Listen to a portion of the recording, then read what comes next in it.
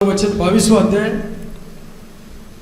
22వ అధ్యాయము 12వ వాక్యాన్ని నేను చదువుతాను, మీరు ఆలకించండి. 22 उसका 12वां पद को हम पढ़ेंगे, दया करके ध्यान से सुनिएगा. ప్రకటన గ్రంథం 22వ అధ్యాయము 12వ వాక్యం. ఇదిగో త్వరగా వచ్చుచున్నాను, వాని వాని క్రియ చొప్పున ప్రతి వానికి ఇచ్చుటకు నేను సిద్ధపరిచిన జీతము నా యొద్ద ఉన్నది. हिंदी में पढ़ रहा हूँ. देखो मैं शीघ्र आने वाला हूँ और हर एक के काम के अनुसार बदला देने के लिए प्रतिफल मेरे पास है. 20వ వాక్యాన్ని కూడా చదువుతాను, ఆలకించండి. ఈ సంగతులను గురించి సాక్ష్యం ఇచ్చేవాడు అవును త్వరగా వచ్చుచున్నానని చెప్పుచున్నాడు. ఆమేన్. ప్రభువైన యేసు రమ్ము. जो इन बातों की गवाही देता है वह यह कहता है, हाँ मैं शीघ्र आने वाला हूँ. आमीन. हे प्रभु यीशु आ.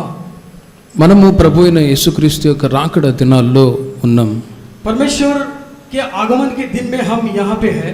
రాకడ సూచనలు ముందుగానే జరుగుతూ ఉన్నాయి. परमेश्वर की आने वाले जो चिन्ह है उससे पहले ही यहाँ घट रहे हैं. బైబిల్లో ప్రవచనాత్మకముగా వ్రాయబడిన ప్రతి మాటలు ఈ రోజు అక్షరాల నెరవేర్చబడుచున్నాయి. बाइबल में जो कुछ भी लिखा है वो लिखित रूप से यहाँ घट रहा है. క్రొత్త క్రొత్త రోగాలు కూడా వస్తూ ఉన్నాయి. नया नया बीमारी भी आ रहे हैं. ఇక రాబోయే రోజుల్లో కూడా చాలా భయంకరమైన పరిస్థితులు ఎదుర్కోవాల్సి వస్తుంది. आने वाले दिनों में शायद हमको इससे भी कठिन परिस्थितियां सामना करना पड़ सकता है. వీటిని గురించి మనం తెలుసుకున్నప్పుడు భయపడిన అవసరం లేదు, కానీ ये सब हम देखने से हम डरने की कोई जरूरत नहीं है.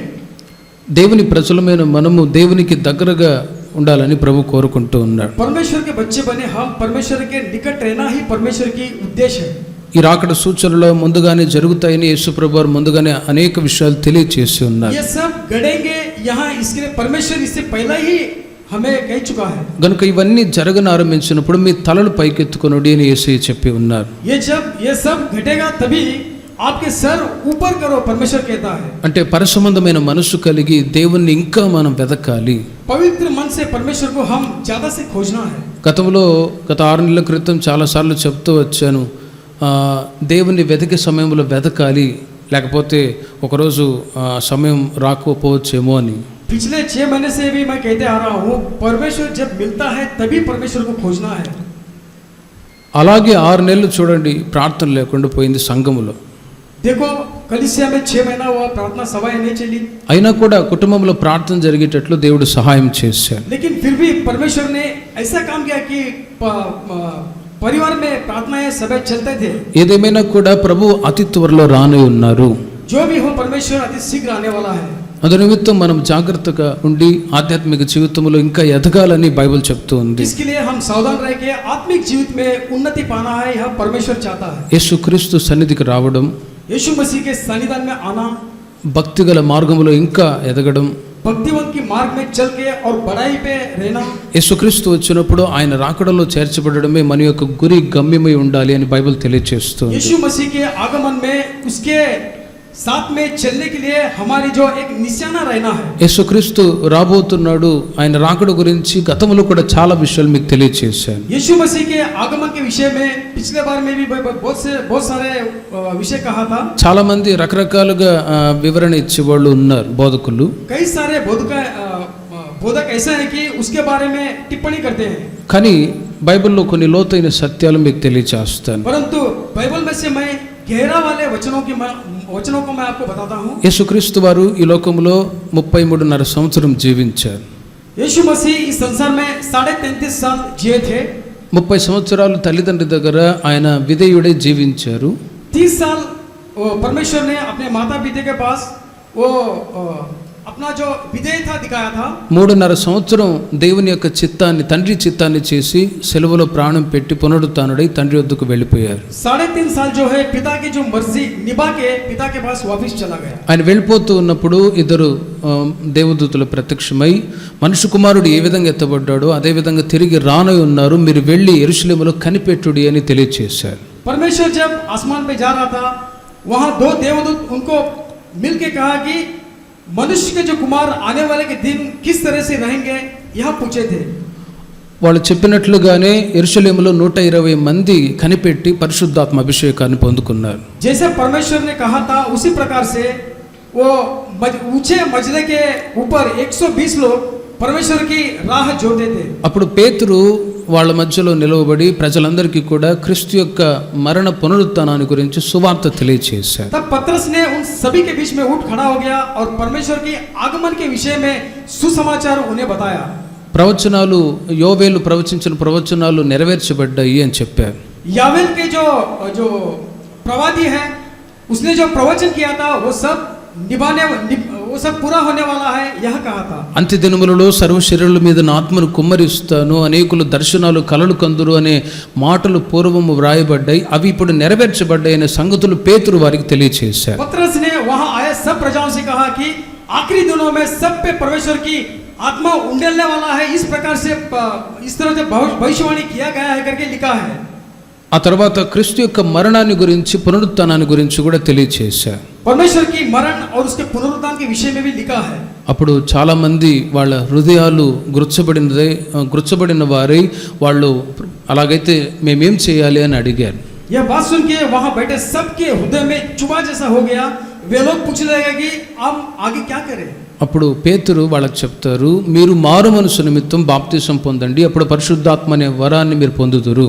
तब पतरस ने कहा कि मन फिराया और अपने मन फिराने वाले जो फल को फलो करके पतरस कहने लगा.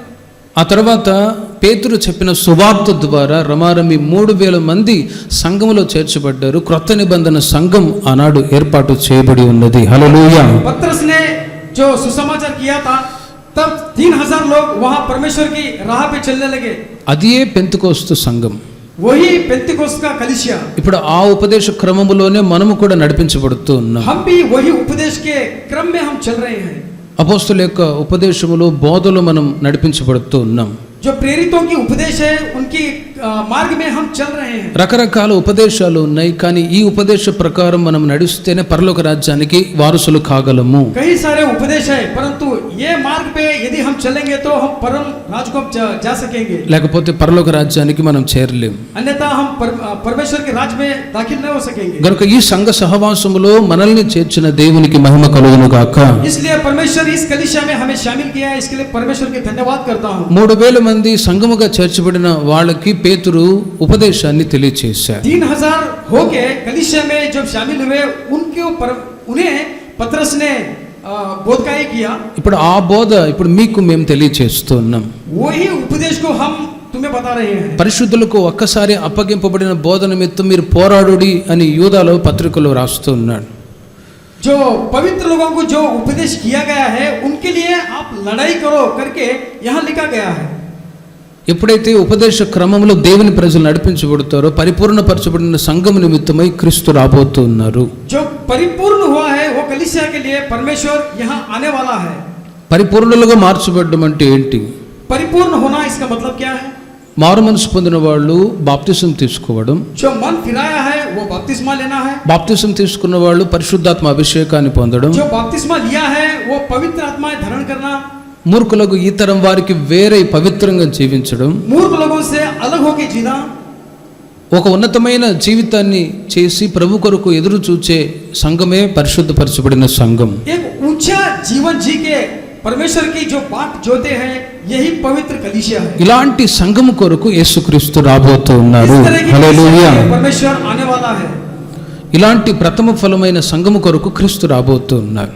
यही इस तरह की कलीसिया के लिए परमेश्वर आने वाला है.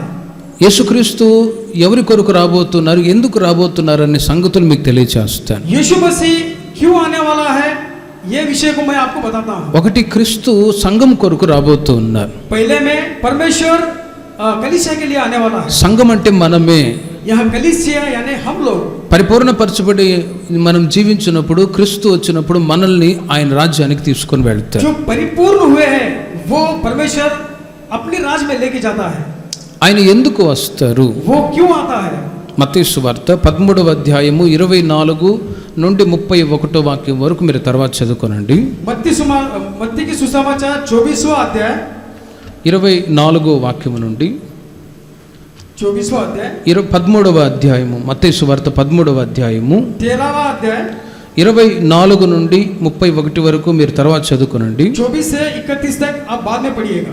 అక్కడ పరలోక రాజ్యము తన పొలములో మంచి విత్తనము విత్తిన ఒక మనుషుని పోలి ఉన్నది అని తెలియజేస్తూ ఉన్నారు. यहाँ इस तरह से लिखा है परम राज्य जो है खेत में जो बोया गया बीज की समान है। మీరు ఈ విషయాలు మనసులో భద్రపరచుకోనండి. యేసుక్రీస్తు ఎందుకు ఈ లోకానికి రాబోతూ ఉన్నారు? ये विषय को आप अपने मन में रखिएगा, परमेश्वर इस संसार में क्यों आने वाला है। ఒకటి, యేసుక్రీస్తు ప్రథమ ఫలమై ఉన్న సంఘమైన మన కొరకు ఆయన రాబోతూ ఉన్నారు. पहले में जो प्रथम फल हम बने हैं, परमेश्वर हमारे लिए आने वाला है। రాకడ సూచనలు నెరవేర్చబడుచు ఉన్నాయి.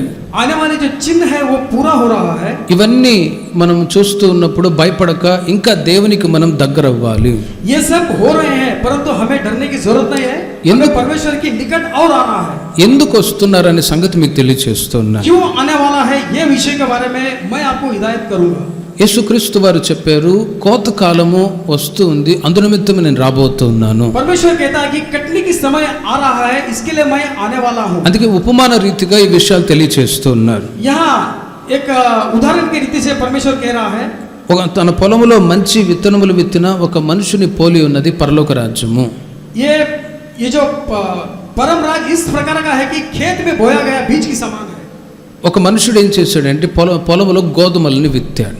एक मनुष्य था, वो अपने खेत में गेहूं को बोया था।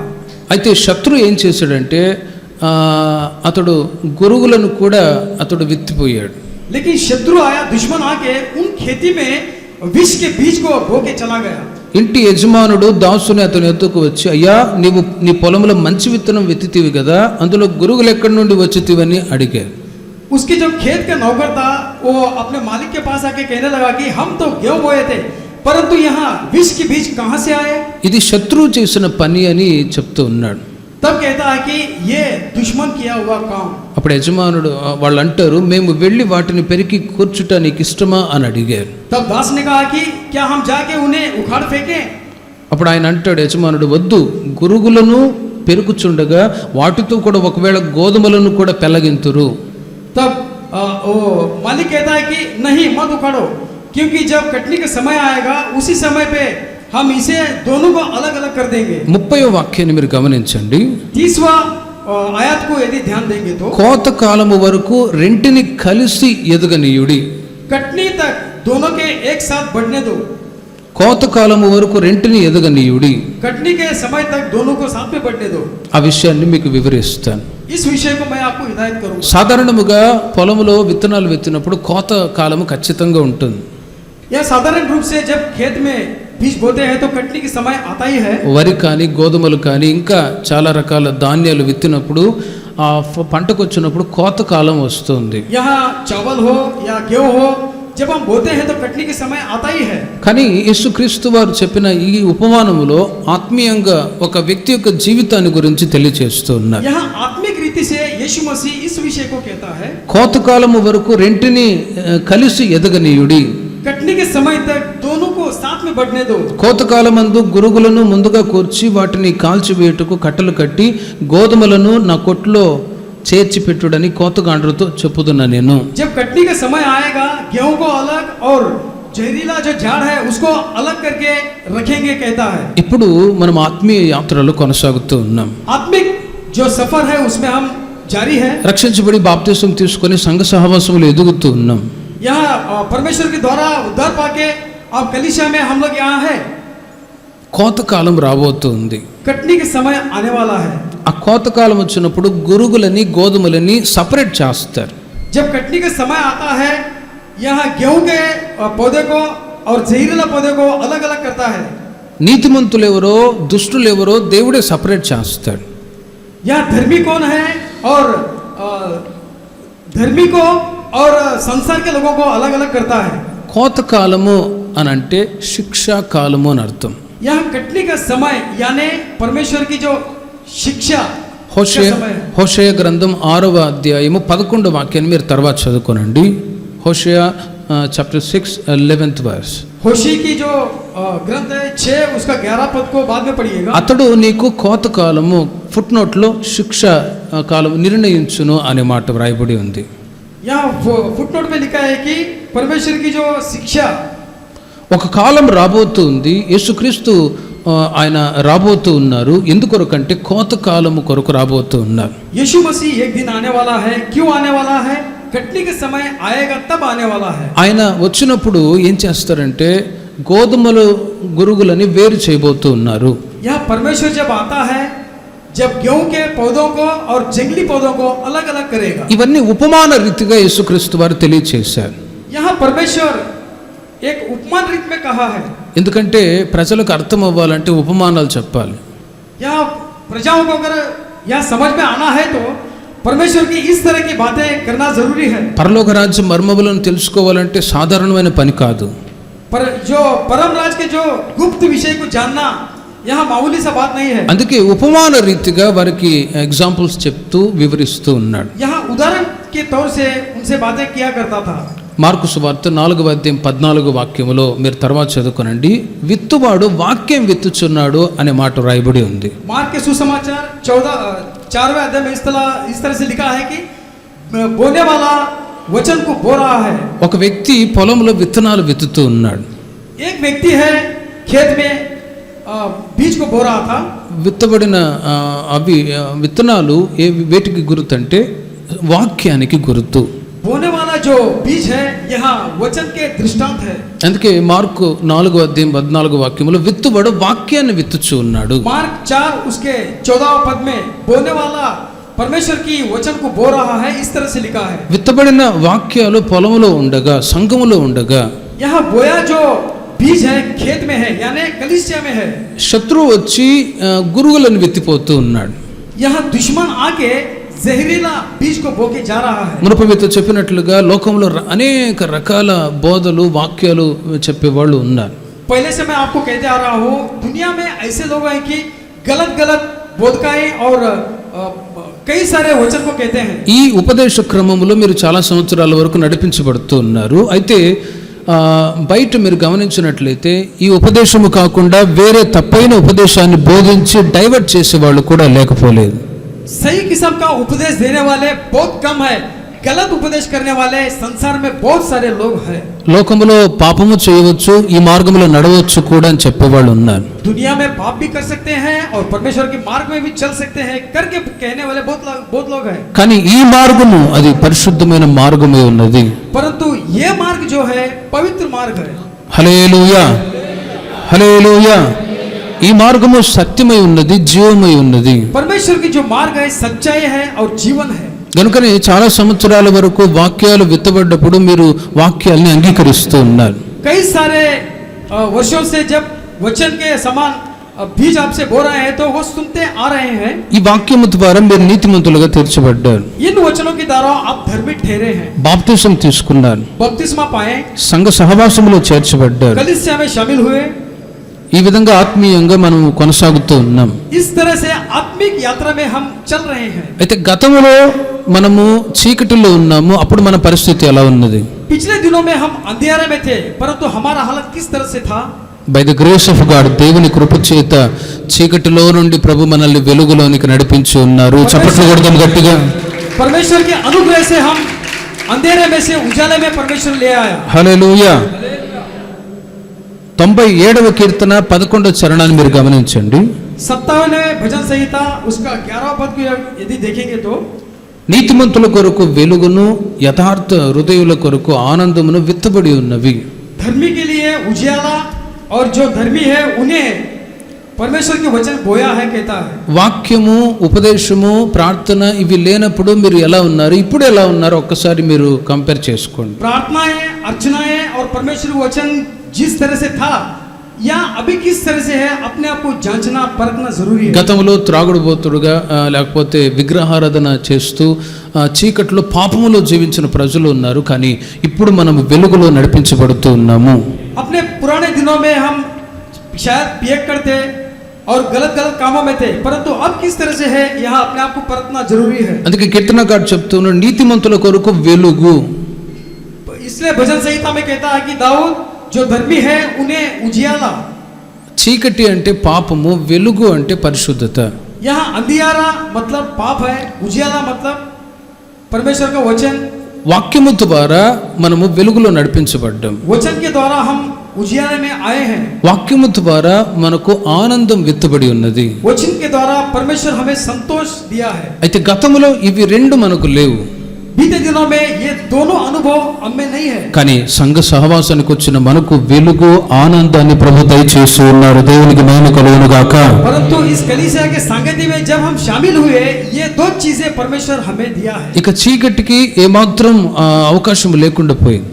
अंधियारों को किसी किस्म का यहाँ जगह नहीं है। అంటే పాపానికి చెడుతనానికి అవకాశం లేకుండా ప్రభు చేశారు. यहाँ पाप के लिए कोई जगह नहीं है। इस तरह की परमेश्वर ने काम किया। We are the children of God. పూర్తిగా దేవుని పిల్లలమై ఉన్నాము. हम परमेश्वर के बच्चे बने हैं संपूर्ण रीति से। ఎందుకంటే విత్తబడిన వాక్యాలు మీలో ఫలభరితంగా మార్చబడుతూ ఉన్నాయి. जो बोया गया है उस वचन में हम फलदायक हो रहे हैं। ఆ వాక్యము ద్వారా పాపం చేయకూడదు, చెడుతనంలో నడవకూడదు అనే భయాన్ని దేవుడు మీలో పుట్టిస్తూ ఉన్నాడు. इस वचन के द्वारा हम पाप नहीं करना है, इस तरह की डर परमेश्वर हम में पैदा करता है। మీ ఇంట్లో చిన్నపిల్లలు ఎవరైనా సిగరెట్ తాగుతున్నారు అనుకో, మీరు ఊరుకుంటారా? గద్దిస్తారు. आपके घर में या छोटे बच्चे सिगरेट पी रहे तो चुप रहते हैं क्या? नहीं, आप डांटते हैं उन्हें। గద్దించే వాళ్ళు దైవోక్తి లేని ఎడల జనులు కట్టులేక తిరుగుదురు అని బైబిల్ చెప్తుంది. जब परमेश्वर का वचन मन में नहीं रहता है, बिना डर के जीते हैं, यह वचन में इस तरह से लिखा है। వాక్యం చెప్పేవాళ్ళు లేకపోతే బోధించేవాళ్ళు, గద్దించేవాళ్ళు లేకపోతే సంఘం విచ్చలవిడిగా ప్రవర్తిస్తుంది. यहाँ वचन संबोधित करने वाले अगर परमेश्वर के जो दास नहीं है तो कलीसिया अपने मनमानी करती है, इस तरह से लिखा है। గనుకనే సంఘానికి సేవకులను ఏర్పాటు చేసి ఉపదేశ క్రమంలో నన్ను మిమ్మల్ని మనలందరినీ ప్రభువే నడిపించుచు ఉన్నారు. इसलिए परमेश्वर कलीसिया को अपने दासों को नियमित किया है। आपको और हमें परमेश्वर अपने बात में चला रहा है। పిల్లల్ని తల్లిదండ్రులు ఒక మంచి మార్గంలో నడిపించకపోతే పిల్లలు చెడిపోతారు. यदि माता पिता अपने बच्चों को सही रास्ते से, माता पिता है बच्चों को सही रास्ते में नहीं चलाए तो बच्चे बिगड़ जाते हैं। గనుకనే అలాగే సంఘములో వాక్యము ఉపదేశం మనల్ని ఒక సత్య మార్గంలో నడిపిస్తున్నది. इसलिए वचन हमें सच्चाई के मार्ग में चलने पे सिखाता है। గనుక ఈ వాక్యం మన జీవితాల్ని ప్రకాశింపచేస్తున్నది. इसलिए ये वचन परमेश्वर हमारे जीवन में प्रकाशित लाता है। ఉదాహరణకి దావీదు పాపం చేశాడు. उदाहरण के तौर से कहता हूँ कि दाऊद पाप किया। నాతాను ప్రవక్త వచ్చి గద్దించాడు. नातान नबी ने आके उन्हें डांटा। వెంటనే తాను చేసిన పాపాన్ని ఒప్పుకొని విడిచిపెట్టాడు. तुरंत ही अपने पाप को जाना और दाऊद ने अपने पाप को छोड़ दिया। క్రీస్తులో ఫలించటానికి అవకాశం ఇచ్చాడు. परमेश्वर में फलदायक होने के लिए वो शुरू किया।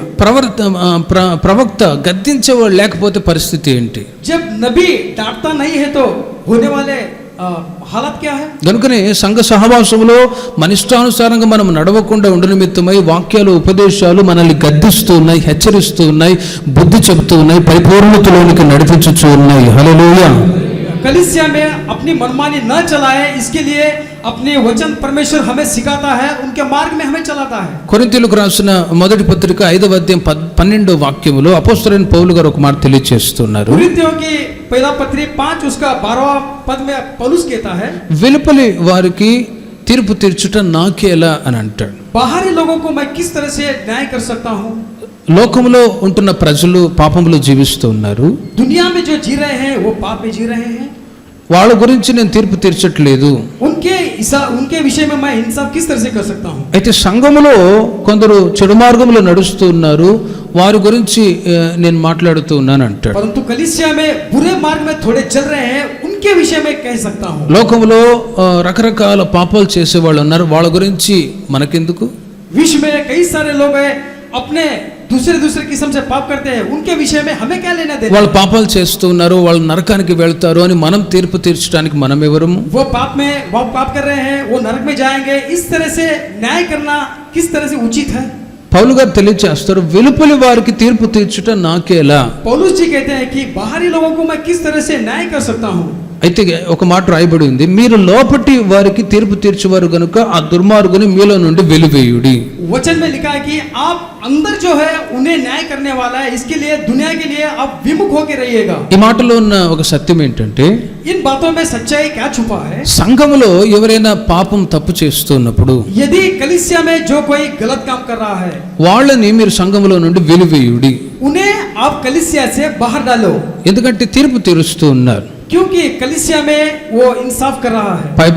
పైన వాక్యంలో రాయబడి ఉన్నది, జారుడు గాని, లోభి గాని, విగ్రహారాధికుడు గాని, తిట్టుబోతు గాని, త్రాగుడుబోతు గాని, దోచుకునేవాడు అయ్యున్న ఎడల అట్టివానితో మీరు సాంగత్యం చేయకూడదు, భుజింపనకూడదు అని అంటే, यहाँ ऊपर वचन में लिखा है जो गाली देने वाला है, कलीसिया में बुरा काम करने वाला है, पाप करने वाला इंसान सबके साथ में आप संगति में नहीं रहना है। బయట ప్రజల గురించి మనకు అనవసరం. बाहर लोगों से हमें क्या लेना देना। మనం ఏదో సాధారణమైన జీవితం చేయటానికి దేవుడు పిలవలేదు. हमें मामूली सा जीवन करने के लिए परमेश्वर अपना बुलाहट से नहीं बुलाया। క్రీస్తులో ఒక ఉన్నతమైన జీవితాన్ని చేయటానికి దేవుడు ఏర్పాటు చేసుకొని ఉన్నాడు. परमेश्वर के अंदर ऊंची जीवन करने के लिए हमें परमेश्वर ने बुलाया है। మారు మనసుకు తగిన ఫలాలు ఫలించడానికి దేవుడు మనల్ని సంఘంలో చేర్చాడు. मन फिराव की फल पाने के होने के लिए परमेश्वर हमें बुलाया है। అందునిమిత్తమే ప్రతి వారం వాక్యము ద్వారా దేవుడు మనల్ని సరిచేస్తూ ఉన్నాడు. इसलिए हर हफ्ता परमेश्वर अपने वचन के द्वारा हमें ठीक करता है। వాక్యాలు వింటూ ఉన్నప్పుడు అవి గుర్చబడ్డప్పుడు వెంటనే ఓ పలాని స్వభావం నాలో ఉన్నది, దాన్ని తీసివేసుకోవాలని రిపెంట్ అవ్వాలి. जब वचन सुनते हैं तो वचन के अनुसार अपने आप को ठीक करके मन फिराव करना है। అప్పుడే మీరు క్రీస్తులో ఫలించగలరు. तब जा करके हम परमेश्वर में फलदायक हो सकते हैं। పొలంలో విత్తనాలు విత్తిన తర్వాత దాంతోనే ఆ విత్తనాలు ఫలిస్తాయా? కాదు, వర్షం కావాలి. यहाँ बीज बोने से क्या अपना फलता है? नहीं, उसके लिए बरसात होना जरूरी है। హెబ్రీయులకు రాసిన పత్రిక 6వ అధ్యాయము 7-8 వాక్యాలు మీరు తర్వాత చదువుకోనండి. इब्रानियों की पत्री 6 पद में इस तरह से लिखा है, 6వ అధ్యాయము 7-8 వాక్యాల్లో 6, 7 और उसका 8 में इस तरह से लिखा है, ఎట్లనగా భూమి తన మీద తరచుగా కురియు వర్షమును త్రాగి ఎవరి కొరకు వ్యవసాయం చేయబడునో వారికి అనుకూలమైన పైరులను ఫలించుచు దేవుని ఆశీర్వచనము పొందును. ఆ క్రింద వాక్యాల్లో అయితే ముండ్ల తుప్పలను గచ్చ తీగలను దాని మీద పెరిగిన ఎడల అది పనికి రానిదని విసర్జింపబడి శాపము పొంద తగినదగును, తుదకది కాల్చివేయబడును అని రాయబడి ఉంది. पर यदि वह झाड़ी और ऊंट कटाने वाला गलती है तो निकम्मी और श्रापित होने पर है और उसका अंत जलाया जाता है। इस तरह से लिखा है। భూమిలో విత్తబడిన విత్తనానికి ఆ వర్షం నీళ్ళు అవసరము.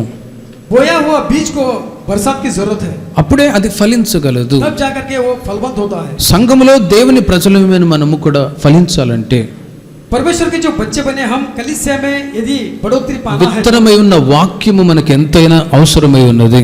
यहाँ बीज के समान वचन हमें बहुत सारी जरूरत है। హల్లెలూయా. हालेलुया। వాక్యాలు లేకపోతే మనం ఫలించలేము. यदि वचन नहीं है तो हम फलवंत नहीं हो सकते। మీరు వాక్యాన్ని ఎంతవరకు చదువుతున్నారు మీకు మీరు ఆలోచించుకోండి. वचन कितने तक आप पढ़ रहे हैं, अपने आप को आप परखिएगा। ఎంతగా దేవుని యొక్క వాక్యాలు ఉపదేశాలు మీ హృదయంలో భద్రపరచబడతాయో అంతగా మీరు ఫలిస్తారు. कितने हद तक आपके मन में परमेश्वर का वचन और परमेश्वर की जो हिदायत बढ़ता है उतना ही ऊंचा रीति से आप बढ़ सकते हैं। మత్తయి సువార్త 13వ అధ్యాయం 23వ వాక్యాన్ని మీరు తర్వాత చదువుకోనండి. मत्ती की सुसमाचार में 18 उसका 23 वचन में इस तरह से लिखा है, మీరు 30 60 100 ఫలించెదరుగాక.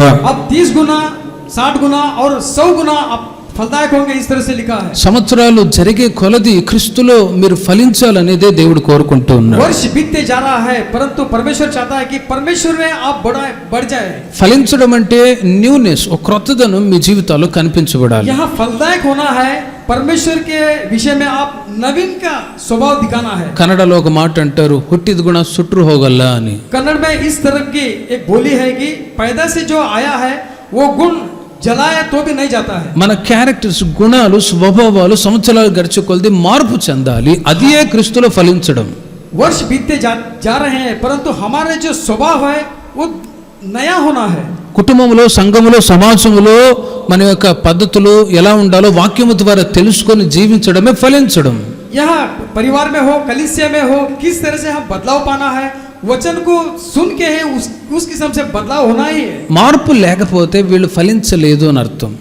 यदि मन फिराव नहीं है तो इनमें फलदायक जीवन नहीं के समान। ముఖ్యముగా ఏదైనా చెడు స్వభావాలు, గుణాలు ఉంటే వాటిలో మార్పు చెందడమే క్రీస్తులో ఫలించడము. यदि कोई बुराई हम में है तो परमेश्वर के वचन के सुन के उसे उसके हिसाब से चलना ही फलवंत होना है। ఉదాహరణకి కొందరు త్రాగుడు మానవంటే మానరు. मैं उदाहरण जिसे कहता हूँ कि थोड़े से पियक्कड़ लोग हैं, शराब बंद करो। మార్పు లేనప్పుడు, మార్పు లేకుండా ఉండి కూడా సంఘంలో వచ్చి బలలో పాల్పొందేవాడు లేకపోలేదు. बदलाव उनमें नहीं है परंतु परमेश्वर की मेज भोजन में आके वो भागी होते हैं। అప్పుడు వాళ్ళు వేషధారులు అని పిలువబడతారు. परंतु उन्हें ऐसा बुलाया जाता है कि भेष बदलाव। దానికి తగిన శిక్ష కూడా ఇవ్వబడుతుంది. అదే కోతకాలం. उसके हिसाब से परमेश्वर की जो क्रोध भी उन पे गिरेगा అలా यही కాకు कटनी के समय। అలా కాకుండా లూకా సువార్త 8వ అధ్యాయము 8వ వాక్యము 15వ వాక్యాన్ని మీరు తర్వాత చదువుకోనండి. लूका की सुसमाचार 8 और 8 के पद में इस तरह से लिखा है, మంచి మనస్సాక్షితో వాక్యాన్ని విని అవలంబించి ఓపికతో ఫలించే వాళ్ళే నూరంతులుగా ఫలించే వాళ్ళు. अच्छा मन से जो वचन को सुनते हैं उसके जो हिसाब से चलते हैं वही 100 गुना फलवंत देते हैं। ఒక్కసారి మీరు ఆలోచించండి, నేను క్రీస్తులో ఫలిస్తూ ఉన్నానా లేదా? अपने आप को फर्किएगा, क्या मैं परमेश्वर के में फलदायक से हूँ या नहीं। వాళ్ళ వీళ్ళ గురించి మనకు అనవసరం. उनके इनके बारे में हमें क्या लेना देना है। నేను నా దేవునిలో ఫలిస్తూ ఉన్నానా అనే ప్రశ్న మీరు వేసుకోవాలి. मैं परमेश्वर में फलदायक से हूँ या नहीं, अपने आप में एक సవాల్ डालिएगा। వాక్యం మిమ్మల్ని ఫలవంతులుగా చేయదు, ఫలభరితమైన జీవితాన్ని చేయునట్లు దేవుడు కనికరించుదురుగాక. परमेश्वर का वचन आप में फलदायक से रहे या परमेश्वर से मैं मांगता हूँ। వాక్యాన్ని మంచి మనస్సాక్షితో మీరు అవలంబించాలి. वचन को अच्छी मन से हम स्वीकार करना है। వాక్యం ఏ ఒక్కరిని ఉద్దేశించి మేము చెప్పట్లేదు. वचन को किसी एक के बारे में हम लक्ष्य से नहीं कहते हैं। అది నన్ను మిమ్మల్ని ప్రతి ఒక్కరిని పరిశుద్ధపరుస్తుంది. ये मुझे ये आपको पवित्र करता है। కనుకనే ఈ వాక్యాన్ని ఎంతగా మీరు అవలంబించి ఓపికతో దాని ప్రకారం జీవిస్తారో అంతగా మీరు ఫలభరితమైన జీవితాన్ని చేయుదురుగాక. ये वचन को आप कितने अच्छे से उसको स्वागत करते हैं, उसके हिसाब से परमेश्वर आप में फलदायक सा लाएगा। అందుకే కీర్తనలు మొదటి 3 వాక్యాలు మీరు తర్వాత చదువుకోనండి. ఈ లోకంలో పాపులు, దుష్టులు, అపహాసకులు ఉన్నారు. వారి నుండి వేరే దేవుని ప్రజలమైన మనము వాక్యాన్ని ధ్యానించుదుముగాక. भजन संहिता 1 उसका 1 पद में इस तरह से लिखा है कि यहाँ बुरे लोगों से दूर होके परमेश्वर के विषय में हम बड़ाई करना है और उसके मार्ग में चलना है। మీరు దేవుని వాక్యాన్ని ధ్యానించి ప్రార్థించి ఫలించినప్పుడు భౌతికంగా మీ కార్యాలన్నీ నా దేవుడు సఫలపరచుదురుగాక. जब परमेश्वर की वचन को आप ध्यान करके फलवंत होएंगे तो परमेश्वर आपको अपने परमेश्वर के मार्ग में फलवंत सा करता है। అక్కడ మొదటి 3వ వాక్యాన్ని మీరు చూడండి. అతడు నీటి కాలువల యొరను నాటబడినదై ఆకువాడక తన కాలమందు ఫలమిచ్చు చెట్టు వలె ఉండును, అతడు చేయనిదంతయు సఫలమగును. यहाँ 1वां अध्याय उसमें उसका तीसरा वचन में लिखा है कि ऐसा जो किस्म का व्यक्ति है वो पानी के ओर गड़ा हुआ पेड़ के समान या पौधे के समान रहता है और फल देता है। మీరు చేయునదంతయు దేవుడు సఫలపరచునుగాక. आप जो कुछ भी करेंगे परमेश्वर आपको सफलता दे। ఉద్యోగం విషయంలో, పిల్లల విషయంలో, పెళ్లిళ్ళ విషయంలో, ఇంటి విషయంలో ఎన్నో కార్యాలు మీరు సఫలం అవ్వాలని కోరుకుంటూ ఉన్నారు. या आपके काम के विषय में हो या शादियों के विषय में हो, परिवार के विषय में हो, इस तरह की कई सारे विषय परमेश्वर से आप मांग रहे हैं। మీ కార్యాలు సఫలం అవ్వటానికి వాక్యానుసారమైన జీవితం దేవుడు కోరుకుంటూ ఉన్నాడు. आपके जो काम सफल होने के लिए परमेश्वर चाहता है कि परमेश्वर में आप फलवंत हो जाए। ప్రార్థన జీవితాన్ని దేవుడు కోరుకుంటూ ఉన్నాడు. प्रार्थना की जीवन परमेश्वर चाहता है। వాక్యము, ప్రార్థన ఇవి రెండు చాలా ప్రాముఖ్యమైనవి. परमेश्वर का जो वचन और प्रार्थना ये दोनों परमेश्वर के विषय में बहुत सारे प्रमुखता है। రోజంతా పని చేస్తారు, ఒక గంట మీరు ప్రార్థన చేయాలి కుటుంబంలో. दिन भर आप काम करते हैं और परमेश्वर के विषय में 1 घंटा तो प्रार्थना करना है। 24 అవర్స్లో దేవునికి మనం ఎంత టైం దశమ భాగాన్ని ఇస్తున్నాం ఆలోచించాలి. 24 घंटे में परमेश्वर को हम 10वां भाग कितना दे रहे हैं, यहाँ अपने आप को परखना है। కొందరు ఎప్పుడు బిజీలో ఉంటారు, దేవుని పనికి ఆలస్యం చేస్తూ ఉంటారు. कई सारे लोग व्यस्त है परमेश्वर के काम को अनदेखी करते हैं। గతంలో కూడా చెప్పాను, మరలా చెప్తూ ఉన్నాను, ఈ సమయం చాలా విలువైనది. पहला भी कह चुका हूँ, अभी कहता हूँ कि समय बहुत ही कीमती है। రాబోయే రోజుల్లో ఇంకా ఏం జరుగుతుందో తెలియదు. आने वाले दिन में पता नहीं और क्या होगा। సమయం ఉన్నప్పుడే దేవుని సన్నిధిలో వాక్యాన్ని విని ప్రార్థన చేయుదుముగాక.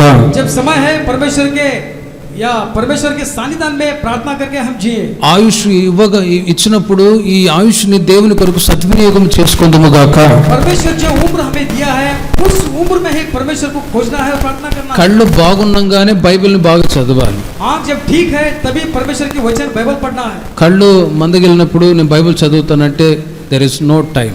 जब आँख धुंधला होते हैं तभी वचन पढ़ूंगा यहाँ सोचते हैं तो वो कितना तक सहज है। గతంలో చర్చికి రండి లాక్డౌన్లో ఇప్పుడు ఎప్పుడు చర్చ్ అన్నా అని అడుగుతున్నారు. पहले से चर्च में आओ मैं कहता था। थोड़े से लोग ऐसा है कि लॉकडाउन में पूछते हैं कि चर्च कभी चालू होएगा. అనుకూల సమయంలో మీరు దేవుణ్ణి వెదకండి అని యెషయాలో వ్రాయబడి ఉంది. आसान के समय में परमेश्वर को खोजो, यहाँ यशाया की पुस्तक में लिखा है. ఒక్క దినము దేవుని సన్నిధిలో గడుపుట అది 1000 దినముల కంటే శ్రేష్టమైనది. చప్పట్లు కొడదాం గట్టిగా. एक दिन परमेश्वर के भवन में गुजारना 1000 दिनों से भी बढ़ के है कहता है. మీ కార్యాలు సఫలమవటానికి మీరు దేవుని వాక్యము, ప్రార్థన ఇవి రెండు కంటిన్యూగా రెగ్యులర్ గా పాటిస్తూ చేస్తూనే ఉండాలి. आपके काम सफल होने के लिए परमेश्वर के वचन और प्रार्थना में अब चलना है. ప్రార్థన చేయాలి, రెండవది వాక్యం చదవాలి. प्रार्थना करना है, वचन को पढ़ना है. మీకు ఎన్ని పనులున్నా కూడా దేవునికి మొదటి ప్రిఫరెన్స్ ఇవ్వాలి. चाहे जितने भी आपको काम हो, परंतु परमेश्वर को प्रथम स्थान देना है. నన్ను గణపరచు వారిని నేను కూడా గణపరుస్తాను. जो मेरा आदर करता है मैं उनकी आदर करता हूँ, यह परमेश्वर कहता है. కోతకాలం వస్తుంది. कटनी के समय आ रहा है. ఎవరైతే ప్రార్థన చేసి వాక్యానుసారమైన జీవితాన్ని చేస్తూ ఉంటారో, जो कोई प्रार्थना करके वचन के अनुसार जो चलता है, వాళ్ళు కొట్లలో చేర్చబడతారు.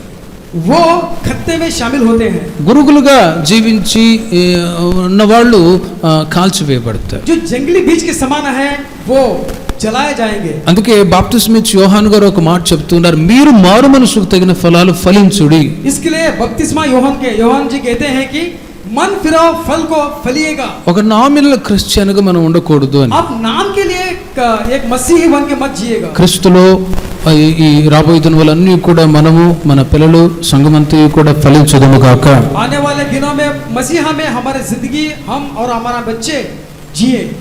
కోతకాలం వచ్చినప్పుడు మంచి గోధుమలుగా కొట్లలో చేర్చబడుదుము గాక. कटनी के जब समय आता है कि अच्छे बीज के समान परमेश्वर के खत्ते में हम शामिल हो. నీలో ప్రార్థనా జీవితం, వాక్యానుసారమైన జీవితాన్ని చూసి ఆయన తన చెంతకు చేర్చుకొందురు గాక. वचन के हिसाब से और प्रार्थना की जिंदगी देख के परमेश्वर अपने राज में हमें शामिल करे. రెండవదిగా మత్తయి సువార్త 13వ అధ్యాయము दूसरे में मत्ती की सुसमाचार 13वां अध्याय 47-48 వాక్యాల్లో 47 उसके 47 and 48. Matthew chapter 13th chapter 47-48. 47 के आयत में इस तरह से लिखा है. యేసుక్రీస్తు వారు మరి ఒక ఉపమానాన్ని తెలియజేస్తున్నారు. परमेश्वर और एक दृष्टांत इस तरह से कहता है. ఆయన రాబోతున్నారు. ఎందుకు రాబోతున్నారు? परमेश्वर आने वाला है. क्यों आने वाला है? కోతకాలం కొరకు రాబోతున్నారు. कटनी के समय के लिए आने वाला है. రెండవదిగా వల వేయటానికి రాబోతున్నారు. इसके लिए झाल बिछाने के लिए आने वाला है. 13వ అధ్యాయము 47వ వాక్యములో, పరలోక రాజ్యము సముద్రములో వేయబడి నానా విధములైన చేపలను పట్టిన వలను పోలి ఉన్నది. అది నిండినప్పుడు దానిని దరికి లాగి కూర్చుండి మంచి వాటిని గంపలలో చేర్చి చెడ్డ వాటిని బయట పారవేయుదురు అని రాయబడింది. 47 और 13 पद में इस तरह से लिखा है कि परमेश्वर जाल बिछाएगा. వల వేయటానికి క్రీస్తు రాబోతూ ఉన్నాడు. जाल बिछाने के लिए परमेश्वर आने वाला है. మునుపు మీతో చెప్పినట్లుగా ఉపమాన రీతిగా యేసుక్రీస్తు వారు ఇవన్నీ తెలియజేస్తూ ఉన్నారు. दृष्टांत की रीति में परमेश्वर इस तरह के वचन के సముద్రంలో వల వేస్తారు. ఎందుకు? చేపలు పట్టడానికి. समुद्र में जाल फेंकते हैं. क्यों?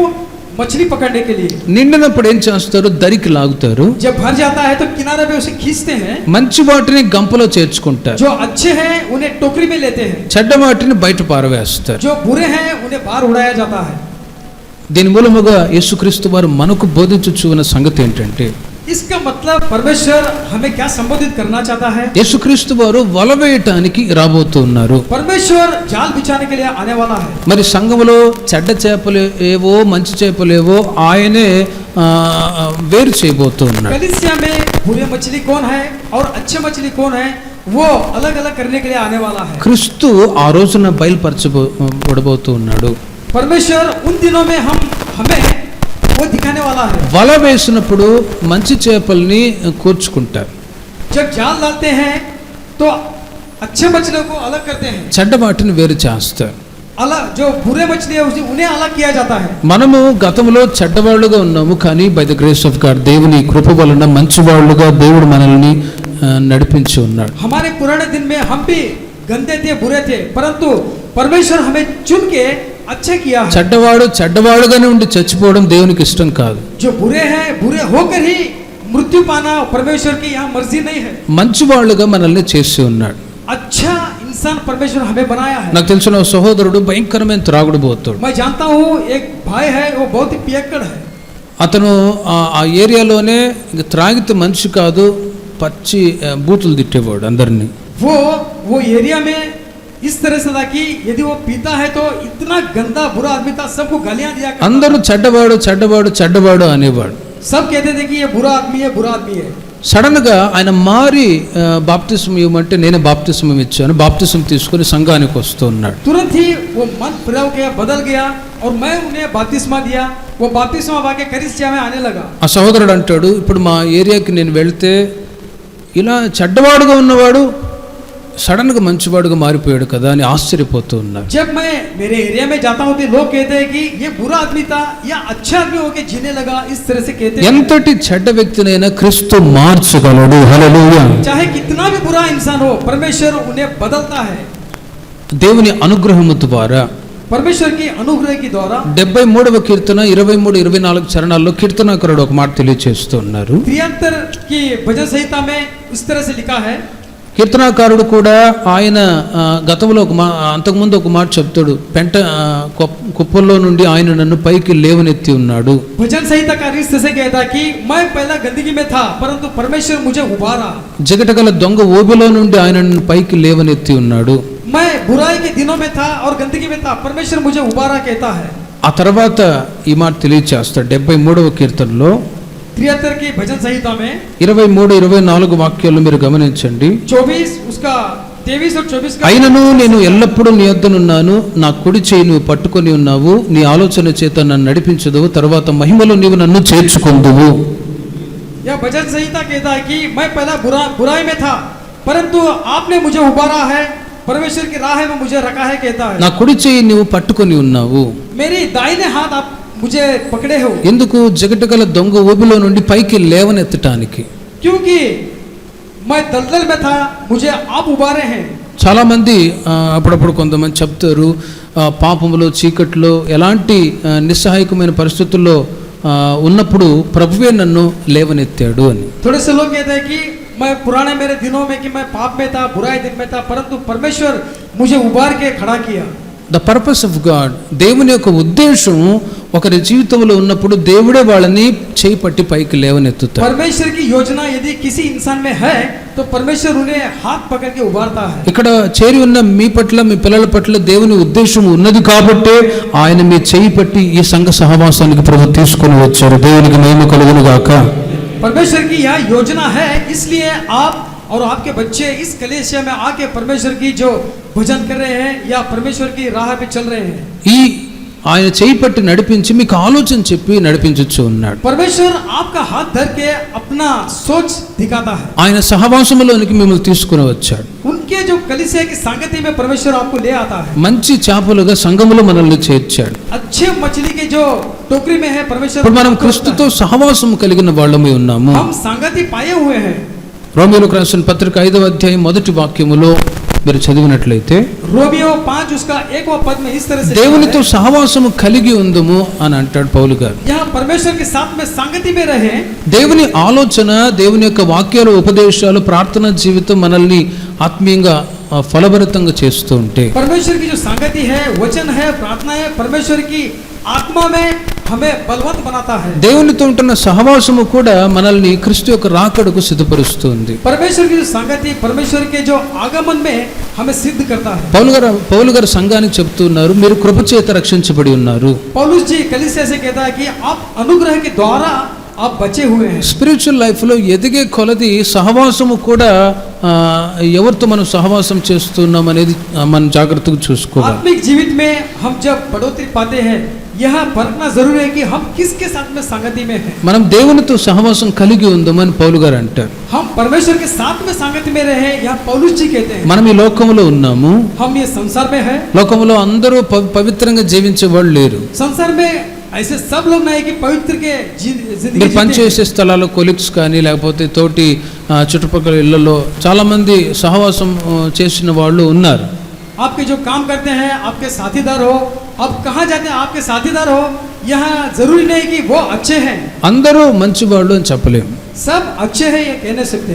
అయితే మీ మంచితనాన్ని వాళ్ళు చెడగొట్టాలని చూస్తూ ఉంటారు. जो आप में अच्छाई है ये बिगाड़ना वो लोग देखते हैं। గనుకనే సహవాస దోషము బట్టి కూడా కొందరు దేవుని పిల్లలు చెడిపోవటానికి అవకాశం ఉంటుంది. इसके लिए संगति के दोष की वजह से थोड़े परमेश्वर के बच्चे भी बिगड़ जाते हैं। అందుకే అప్పుడప్పుడు మీకు ఒక మాట చెప్తూ ఉంటాను, మీ కన్నడలో రాయబడిన సరళతే సత్యతే ఉಳ್ಳవరాగిర్రి అనే మాట. इसके लिए मैं आपसे कहता रहता हूँ सच्चाई में आसान से चलो। అందరూ మనుషుల మధ్యలో మనం ఉన్నా కూడా सब इंसानों के बीच में हम है तो भी మనలో ఆ పర్ఫెక్షనెస్ లేకపోతే ఓ పవిత్రమైన జీవితం అనేది వ్యక్తిగతంగా ఎవరికి వాళ్ళకి కలిగి ఉండడము చాలా ముఖ్యమైనది. यहाँ अपने आप को ये जांचना है कि हम ठीक ठाक है क्या। రోమీయులకు రాసిన పత్రిక 3:23 అందరూ పాపము చేసి దేవుడు అనుగ్రహించు మహిమను పొందలేకపోవచ్చున్నారని ఒకవైపు పౌలు గారు చెప్తూ ఉంటే, रोमी पत्री 3 उसका 23 वचन में लिखा है कि सब पाप करके ही परमेश्वर की अनुग्रह पाए हुए हैं। కొందరు దేవుని ప్రజలు ఏం చేస్తారంటే లోకములో ఉంటున్న ప్రజలు పాపం చేస్తూ వాళ్లే బాగున్నారు కదా మా పరిస్థితి ఏంటి అని వాళ్ళని కంపేర్ చేసుకొని దేవుని ప్రజలు కూడా భ్రష్టత్వానికి లోనైన వాళ్ళు ఉన్నారు. थोड़े से लोग ऐसा है कि संसार में जो लोग हैं हमसे भी ठीक ठाक से जी रहे ना करके परमेश्वर के जो बच्चे हैं उन्हें देख के चलते हैं. పనిచేస్తున్న స్థలాల్లో వాళ్ళు వీళ్ళని చూసి వాళ్ళ వలె మనం మారకూడదు కానీ మన వలె వాళ్ళు మారుదురుగాక. जहाँ काम करते हैं उन लोगों को देख के हम नहीं बदलना है, हमें देख के वो बदलना है. కొందరు ఆ సహవాస దోషాన్ని బట్టి మారిపోయే వాళ్ళు ఉన్నారు. थोड़े से लोग संगति के दोष की वजह से बदलने वाले हैं. అయితే జాగ్రత్తగా ఉండాలి. ఈ లోకం సాతానుడు ఎవరిని మృంగుతున్నా అని వెతుకుతూ తిరుగుతూ ఉన్నాడు. सावधान से रहना है कि शैतान इस तरह से लोगों को खोज रहा है कि किसे मैं गलत के रास्ते में దేవునితో సహవాసం చేస్తూ ఉండి కూడా సడన్ గా లోకంతో సహవాసం చేసేటట్లు సాతానుడు ప్రేరేపిస్తూ ఉన్నాడు. परमेश्वर के मार्ग में चलते हुए भी और शैतान के मार्ग में चलने भी मजबूर करता है. దేవుడు వల వేసి మనల్ని తన చెంతకు చేర్చుకున్నాడు. परमेश्वर जाल बिछा के वो अपने ओर हमें खींचा है. ఈ వలలో మనం ఉన్నప్పుడు ये जो जाल में यदि हम है तो దేవునితో సహవాసం కలిగి ఉండటానికి ఆయన మనల్ని వల వేసి తన చెంతకు చేర్చుకున్నారు. परमेश्वर की संगति में रहने के लिए वो हमें जाल बिछा के खींचा. ఆయనతో సహవాసం కలిగి ఉండాలి తప్ప లోకముతో సహవాసం చేయకూడదని బైబిల్ చెప్తుంది. परमेश्वर की संगति में रहना है ना कि दुनियादारी में. ఒకవేళ అలా సహవాసం చేసి చచ్చిపోతే పరలోక రాజ్యానికి చేరలేరు. यदि संसार की संगति में रह के अगर यदि हम गुजर जाते हैं तो परमेश्वर के सानिध्य में या स्वर्ग राज्य में नहीं रह सकते हैं. నిన్నటి రోజున ఎస్పి బాలు గారు చనిపోయారు. पिछले दिनों में एसपी बालसुब्रमण्य जी निधन हो गए. ఆయన దగ్గరికి ఒక సేవకుడు ఒక ప్రశ్న అడిగాడట గతంలో. उनके पास जाके पहले दिनों में वो जब जीते थे एक प्रश्न एक सेवक जाके पूछा, అయ్యా మీరు క్రిస్టియన్ సాంగ్స్ కూడా చాలా పాడారు కదా, ప్రభువుని ఎందుకు నమ్ముకోలేదు మీరు అని. आप मसीह की जो गीत है बहुत सारे गाए ना, क्या मसीह में आपको विश्वास है क्या? ఆయన అన్న మాట ఏంటంటే యేసుక్రీస్తు గొప్ప దేవుడే. वो बालसुब्रमण्य जिस तरह से कहे कि यीशु मसीह बहुत ऊंचा परमेश्वर है. కానీ క్రైస్తవులు కొంతమంది వాళ్ళు మంచి జీవితాన్ని జీవించట్లేదు, అందుకే నేను కూడా క్రైస్తవంలోనికి రావడానికి ఇష్టపడలేదు అని అన్నాడు ఆయన. परंतु मसीह की जो जीवन जी रहे हैं वो अच्छा जिंदगी नहीं जी रहे हैं, इसके लिए मैं मसीह में आने के लिए नहीं चाहता हूँ कहता है. మనుషుల యొక్క పద్ధతులు క్రైస్తవులుగా ఉండి కూడా ఒక మంచి మార్గంలో నడవకపోవడం చూసి నేను రాలేకపోతున్నాను అన్నాడు. मनुष्यों की यानी मसीह की जो रहते हैं उनके हालचाल देख के उनमें आने के लिए मैं इच्छा नहीं जता रहा हूँ. క్రీస్తుతో సహవాసం చేయాలనుకునే వాళ్ళు క్రీస్తును చూడాలి తప్ప మనుషులను చూడకూడదు. जो मसीह में जीवन जी रहे हैं मसीह को देखना है ना कि दुनिया को. అయితే ఆయన అయితే ఆ మనుషులను చూసి ఒకవేళ దేవునితో సహవాసం చేయలేకపోయాడేమో. हमें पता नहीं है वो मनुष्यों को देख के या परमेश्वर से दूर भाग रहा है. కానీ బైబిల్ చెప్తుంది నమ్మువానికి రక్షణ, నమ్మని వానికి శిక్ష కలుగును. जो बाइबल कहता है कि जो परमेश्वर में विश्वास रखता है वो उन्हें उद्धार देता है, जो नहीं मानता है उन्हें शिक्षा मिलती है. ఒకవైపు మనకు చెప్పినట్లుగా ఆయన చెప్పిన మాట ప్రకారం చూస్తే కొంతమంది క్రైస్తవుల్లో కూడా కొన్ని లోటుపాట్లను గుర్తెరిగి దేవుణ్ణి వ్యతిరేకించే వాళ్ళు ఉన్నారు. यदि हम उनके बात पे अगर चलेंगे तो थोड़े से लोग हाँ ऐसे हैं कि मसीह में रहते हुए भी पाप करते हैं. అయితే దేవుని ప్రజలమైన మనము ఈ సంగతి గమనించాలి, మనుషుల వైపు మనం చూడకూడదు. यहाँ परमेश्वर में बच्चे बने हम यहाँ जाना है कि परमेश्वर में रहना है, दुनिया में नहीं తొట్టిల్లిపోయిన रहना। వారిని చీకట్లో నడుస్తున్న వాళ్ళని చూస్తే మీరు ఆత్మీయంగా పరిగెత్తలేరు. जो राह भटक के चल रहे हैं, यदि उन्हें देखेंगे तो आत्मिक विषय में बढ़ाई नहीं हो सकेगा। హెబ్రీయులకు రాసిన పత్రిక 12వ అధ్యాయం మొదటి వాక్యంలో మొదటి 3-4 వాక్యాలు చూసినట్లయితే, విశ్వాసమునకు కర్తయు దాన్ని కొనసాగించువాడునైన యేసు వైపు చూచుచు ఈ పరుగు పందెములో మీరు ఓపికతో పరిగెత్తుదురుగాక. इब्रानियों की पत्री 12 उसके 1 पद में देखेंगे तो जो विश्वास देने वाला है परमेश्वर की ओर चल के ही हमारे आत्मिक जीवन को हम सिद्ध करना है। మీరు ఎవరితో సహవాసం చేస్తూ ఉన్నారు? आप किसके साथ में संगति में हैं? ఆ సహవాసము ద్వారా మీ జీవితాలు బాగున్నాయా, చెడిపోయి ఉన్నాయా? वो संगति के द्वारा आपके जीवन अच्छे या बिगड़ गए? మీ చుట్టుప్రక్కల వాళ్ళతో సహవాసం కానీ, పనిచేసే దగ్గర కానీ ఎక్కడ ఎవరితో మీరు సహవాసం కలిగి ఉన్నారు? आपके जो इर्द गिर्द जो है उनके साथ में संगति में है, या आप काम करने वाले जगह में उनके संगति में है? పౌలు గారు అంటారు, అవిశ్వాసికి విశ్వాసికి పొత్తు ఎక్కడ? पौलुस जी कहते हैं कि विश्वासी को और अविश्वासी को किस तरह से మంచివాడు చెడ్డవాళ్ళతో సహవాసం చేస్తే చెడ్డ బుద్ధులే వస్తాయి. जो बुरे हैं उनके साथ में संगति करे तो अच्छा वाला भी बुराई बन जाता है। మంచి వాళ్ళతో సహవాసం చేస్తే మంచి బుద్ధులే వస్తాయి. जो अच्छा वाले के साथ में संगति करे तो अच्छा ही हो सकता है। మనమైతే క్రీస్తుతో దేవుని సహవాసము కలిగి ఉందముగాక. हम परमेश्वर के साथ में हमारी संगति बनाए रखें। యేసుక్రీస్తు వల వేయటానికి వస్తారు. వచ్చినప్పుడు ఆయన మంచి చేపలు చెడిపోయిన వాటిని వేరు చేస్తారు. परमेश्वर जाल बिछाने के लिए आने वाला है। जब वो आएंगे गंदी मछलियों को अच्छी मछलियों को अलग अलग करेगा। అయితే దేవునితో సహవాసం చేస్తూ ఒక మంచి జీవితాన్ని చేసి కన్నుమూసినప్పుడు, जब परमेश्वर के साथ में अच्छा जीवन जी के जब हम गुजर जाते हैं, దేవుని యొక్క రాజ్యములో మనం ఉంటాం. परमेश्वर की स्वर्ग राज्य में हम रहते हैं। 57వ అధ్యాయం యెషయా గ్రంథం 57వ అధ్యాయం మొదటి వాక్యములో మీరు గమనించినట్లయితే, కీడు చూడకుండా నీతిమంతులు కొనిపోబడుచున్నారు. 57 की जो भजन संहिता में यहाँ लिखे हैं कि बुराई न देखते हुए थोड़े से लोग गुजर जा रहे हैं। యెషయా గ్రంథం 57వ అధ్యాయం మొదటి వాక్యం. यशायाह की पुस्तक నీతిమంతులు నశించుట చూచి ఎవరునూ దానిని మనసున పెట్టరు, భక్తులైన వారు తీసుకొని పోబడుచున్నారు, కీడు చూడకుండా నీతిమంతులు కొనిపోబడుచున్నారని ఎవనికి తోచదు. बुराई न देखते हुए धर्मी या स्वर्ग राज में जा रहा है करके कोई भी नहीं देखता है। ఇంతకు ముందే కాలాన్ని మరణించిన వాళ్ళు ధన్యులని చెప్పవచ్చు. इससे पहले जो मृत्यु पाए हैं वही धन्य है या कह सकते हैं। ఎందుకంటే ఈ యొక్క కరోనా, ఈ యొక్క సమస్యలు, ఇబ్బందులు చూడకుండా విశ్రాంతి పొందుతూ ఉన్నారు. ये कोरोना और इस तरह की बीमारी न देखते हुए मृत्यु पाए, इसके लिए वो धन्य है। జీవించుచున్న మనం ఇప్పుడు మన యొక్క గురి గమ్యం ఏంటో తెలుసుకోవాలి. हम जिंदा है, हमारे लक्ष्य क्या है? కీడు చూడకుండా నీతిమంతులు కొనిపోబడుచున్నారని ఎవనికి తోచదు అని రాయబడి ఉంది. यहाँ बुराई न देखते हुए स्वर्ग राज जा रहे हैं, यहाँ कोई सोचता नहीं है।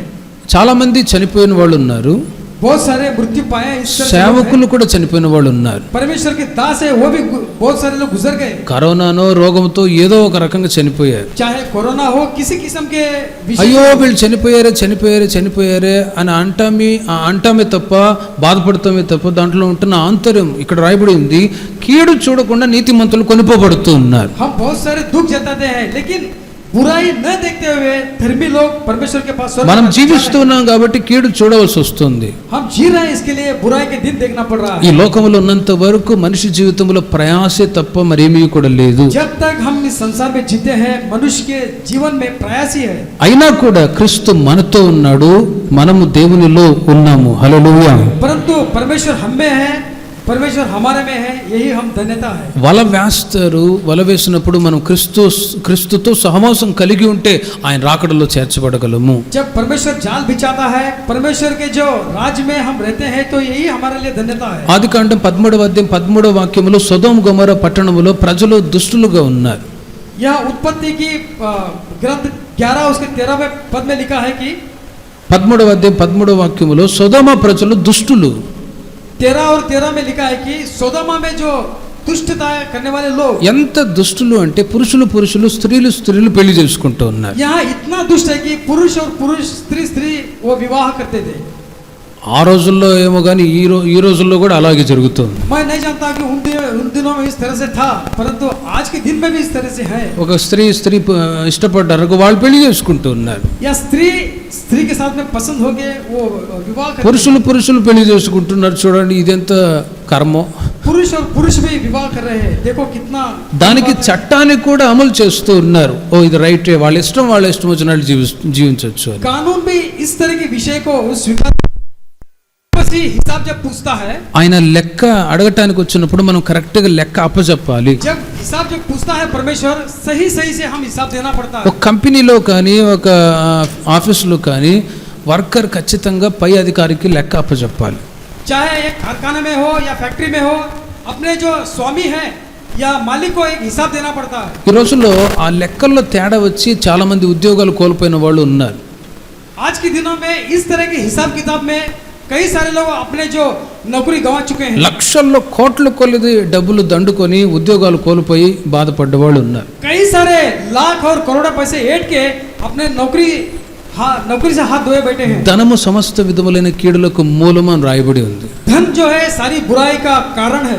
బ్రతకటానికి అంత అన్నము డబ్బు కొంత అవసరం, కానీ అతి ఆశే గతికీడు అన్నట్లుగా. जीने के लिए थोड़ा सा खाना और पैसे की जरूरत है, ज्यादा आशा करेंगे तो हम बुराई में पड़ सकते हैं। లోకంలో చాలా మంది అలా వాళ్ళ జీవితాల్లో ఇబ్బందులు తెచ్చి పెట్టుకుంటూ ఉన్నారు. संसार में बहुत सारे लोग अपने जीवन को इस तरह से मुश्किल में डाल चुके हैं। కానీ దేవుని కృప వల్ల అందరినీ మిడిల్ క్లాస్ ఫ్యామిలీగానే ఇక్కడ ఉంచారు. అందుకు దేవునికి మహిమ కలుగును గాక. परमेश्वर की स्तुति करता हूँ कि यहाँ सब मिडिल क्लास के लोग हैं।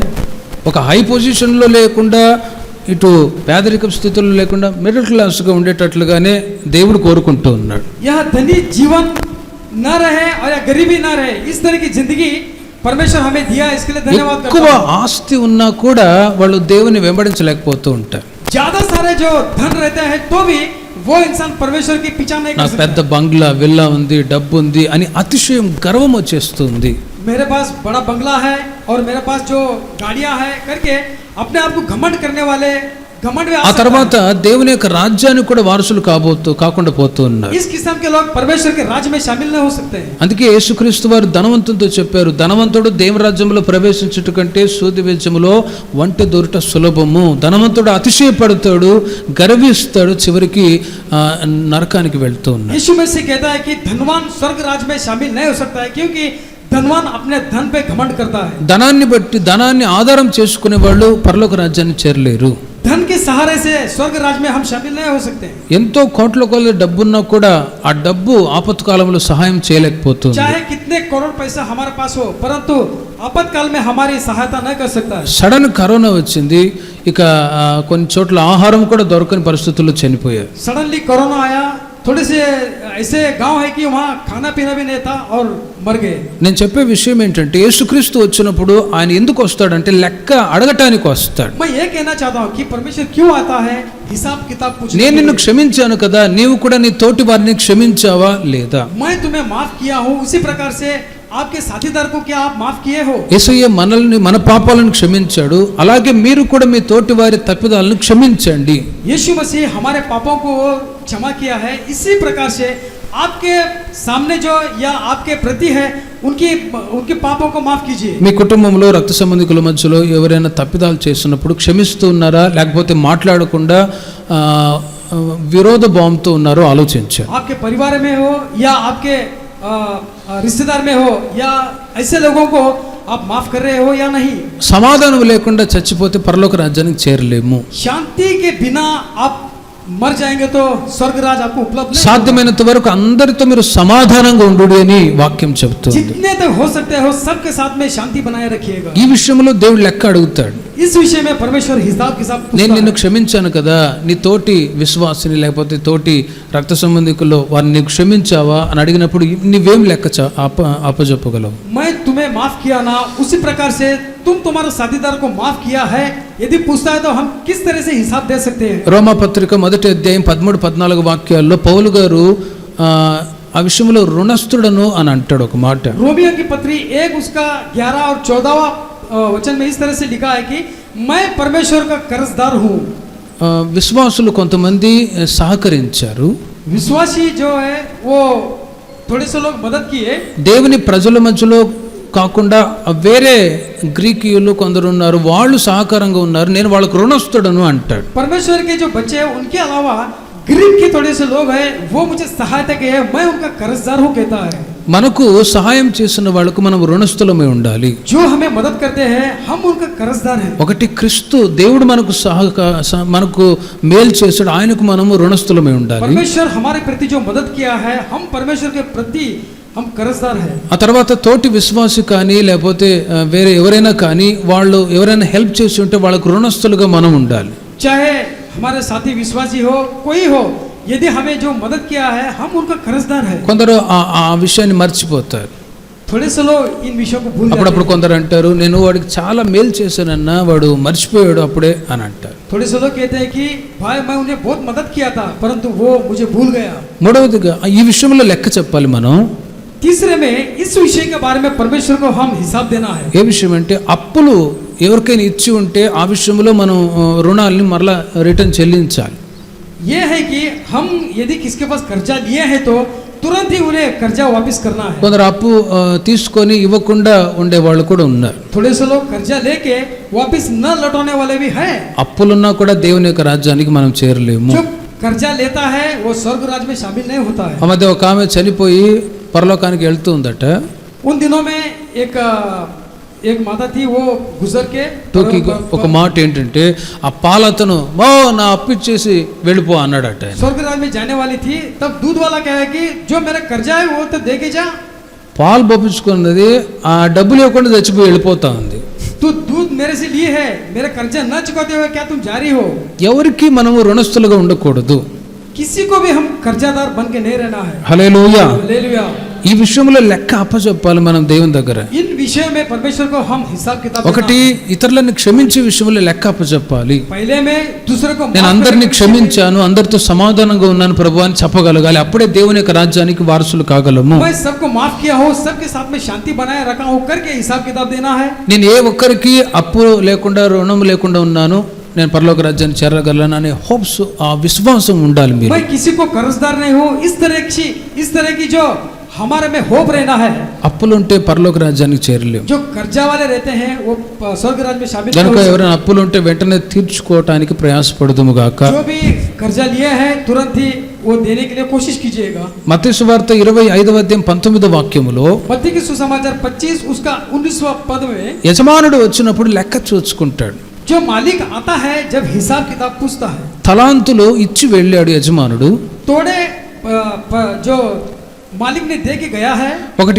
ఒక అతనికి 5 తలాంతు, మరొకరికి 2, మరొకరికి 1 తలాంతు ఇచ్చి వెళ్ళాడు एक యజమానుడు. को 5 और एक को 3, एक को 1 तोड़े दिए दे के चला गया मालिक ने. ఆయన వచ్చినప్పుడు లెక్క అప్పచెప్పాలి. जब मालिक आके हिसाब पूछता है तो हिसाब देना है. 1 దేనారము పొందినవాడు అయ్యా నీవు పిసినవాడవని, నువ్వు చాలా చెడ్డవాడవని ఎరిగి దాన్ని జాగ్రత్త దాచిపెట్టాను, మరలా తీసుకో అని ఇచ్చేసాడు. एक व्यक्ति ऐसा था कि हे मालिक तू बहुत कंजूस है, इसके लिए मैं वो दिनार को लेके मैं मट्टी में छुपा के रखा था, ये ले तेरे दिनार कर को वापस करने लगा. 2 దేనారులు కలిగిన వాళ్ళు దాన్ని డబుల్గా బిజినెస్ చేసి ఇచ్చేసారు రిటర్న్. जो 2 दिनार पाया हुआ था उसको दुगना करके वापस दिया. అప్పుడు ఆయన అంటాడు బల నమ్మకమైన మంచి దాసుడా. హల్లెలూయా. मालिक उसे कहने लगा कि शाबाशी देने लगा उसको. సంతోషపడ్డాడు, అతన్ని హెచ్చించాడు. उसके विषय में बहुत ही खुश हुआ और उसे आदर भी किया. క్రింద ఒక మాట వ్రాయబడి ఉన్నది. नीचे एक वचन लिखा है, యజమానుడు లెక్క అడిగినప్పుడు जब मालिक हिसाब पूछता है तो మనము లెక్క అప్పచెప్పవలసి ఉన్న వారమై ఉన్నాము. हम हिसाब किताब देने वाले की हिसाब में रहना है. లెక్క అప్పచెప్పాలి. यहाँ हिसाब देना है. మీకు ఏ తలాంతు ఇచ్చాడో మీకు మీరు ఆలోచించుకోనండి. किस तरह की तोड़े परमेश्वर आपको दिया है यह सोचिएगा. ఎన్నో సంవత్సరాల నుంచి దేవుని సన్నిధికి వస్తూ ఉన్నారు. कई सारे वर्ष हो गए आप परमेश्वर की संगति में आ रहे हैं. దేవుడు మీకు ఏ తలాంతు ఇచ్చాడు? परमेश्वर किस तरह की तोड़े आपको दिए हैं. ప్రార్థన చేసే తలాంతు ఉందా? प्रार्थना करने की तोड़े, ప్రవచించే తలాంతు ఉందా? प्रवचन करने की तोड़े, వాక్యాలు గంటల తరబడి చదివే తలాంతు ఉందా? वचन को घंटों घंटे पढ़ने की तोड़े हो. సంఘములో మీరు దేవుని కొరకు ఏ విషయంలో ప్రయోజనకరంగా ఉన్నారు? कलीसिया में किन विषय में परमेश्वर के जो आप काम आ रहे हैं. అయ్యా ప్రయాసపడి వంటలు వండుతున్నాం, అన్నం పెడుతున్నాం అంటారా? अया हम प्रयास करके हम खाना पका के रख रहे हैं कहते हैं क्या. మందిరం ఊడుస్తున్నాం, లైజాల్ వేసి అంటారా? हम लाइजॉल से हम मंदिर को पोंछ रहे हैं कहते हैं. ఇవి మన కొరకు మనం చేసుకునేటివి. ये सब हम अपने आप के लिए कर रहे ఇప్పుడు हैं। అన్నం వండుకుంటాం, దేవుడు వచ్చి తింటాడు అక్కడ. क्या हम खाना पकाते तो परमेश्वर आके खाता है क्या? ఇప్పుడు మందిరం శుభ్రం చేసుకున్నాం, ఆయన ఎవరు ఉండేది ఇక్కడ? మనమే. यहाँ मंदिर स्वच्छता कर रहे हैं, कौन रहते हैं? కానీ लोग ही रहते हैं। దేవుని కొరకు మనమేం చేస్తూ ఉన్నాం? परंतु परमेश्वर के लिए हम क्या कर रहे हैं? అది చాలా ప్రాముఖ్యమైనది. ये बहुत ही हमारे जिंदगी में प्रमुखता है। క్రీస్తు కొరకు మనం ఏం చేస్తూ ఉన్నాం? परमेश्वर के लिए हम क्या कर रहे हैं? దేవుడు మీకు ఇచ్చిన తలాంతుని ఏ విధంగా సద్వినియోగం చేసుకుంటున్నారు? परमेश्वर जो आपको तोड़े दिए हैं, किस प्रकार से काम आ रहा है? ఆ తలాంతు మీలో క్రియ చేస్తూ ఉందా? क्या वो तोड़े आपके जिंदगी में काम कर रहे हैं? అన్న అనే ఒక స్త్రీ ఉంది. చాలా సంవత్సరాలుగా ఆమె దేవుని సన్నిధిలో ఉపవాసాలు ఉండి ప్రార్థన చేస్తూ జీవించినది. हन्ना नामक एक स्त्री थी, कई सारे वर्षों से परमेश्वर की सानिध्य में रह के वो प्रार्थना करती थी। దేవుడిచ్చిన తలాంతు మీకు సంఘములో ఏమై ఉన్నదో దానిని మీరు సద్వినియోగపరచుకుందురుగాక. परमेश्वर जो तोड़े दिए हैं परमेश्वर के सानिध्य में, उसकी आप फायदा उठाएं। ప్రార్థించే విషయంలో కానీ, పరిచర్య చేసే విషయంలో కానీ, స్పిరిచువల్ యాక్టివిటీస్లో మీరు ఏ కోణంలో వెళ్తూ ఉన్నా కూడా దేవుడు మిమ్మల్ని ఘనపరచుదురుగాక. आत्मिक जीवित में आप किसी कोने में भी जाते हैं या किसी रास्ते में जाते हो, परमेश्वर का आपको आशीष दे। ये मैं मान ఆ रहा हूं। తలాంతును మీరు కాచుకుందురుగాక. इस तोड़े को आप संभाले रखिएगा। కొందరు సంఘం నుంచి వెళ్ళిపోయిన తర్వాత బాధపడుతూ నేను అలా చేశాను ఇలా చేశాను. మరి ఉంటే దాన్ని అనుభవించవచ్చు, లేకపోతే ఏం ప్రయోజనం? थोड़े से लोग ऐसे हैं कि कलीसिया से बाहर जाने के बाद में सोचते हैं कि मैं इस तरह से किया था, उस तरह से किया था, परंतु क्या फायदा?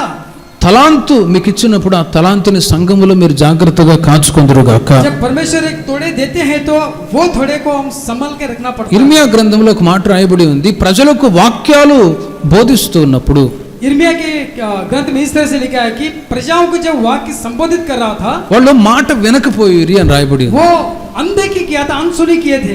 జెర్మయా 25th చాప్టర్ यिर्मयाह की पुस्तक 25वां अध्याय 3వ వాక్యంలో 3रा पद में వాళ్ళకి వాక్యాలు బోధింపబడుతున్నాయి ప్రవక్త ద్వారా, వాళ్ళు వినకపోయిరి. जब नबी के द्वारा उन्हें वचन हिदायत जब कर रहा था, वो अनसुनी किए। కొందరికి ఆ వాక్యాన్ని విని ఆ విధంగా జీవించే కృప ఉంటుంది.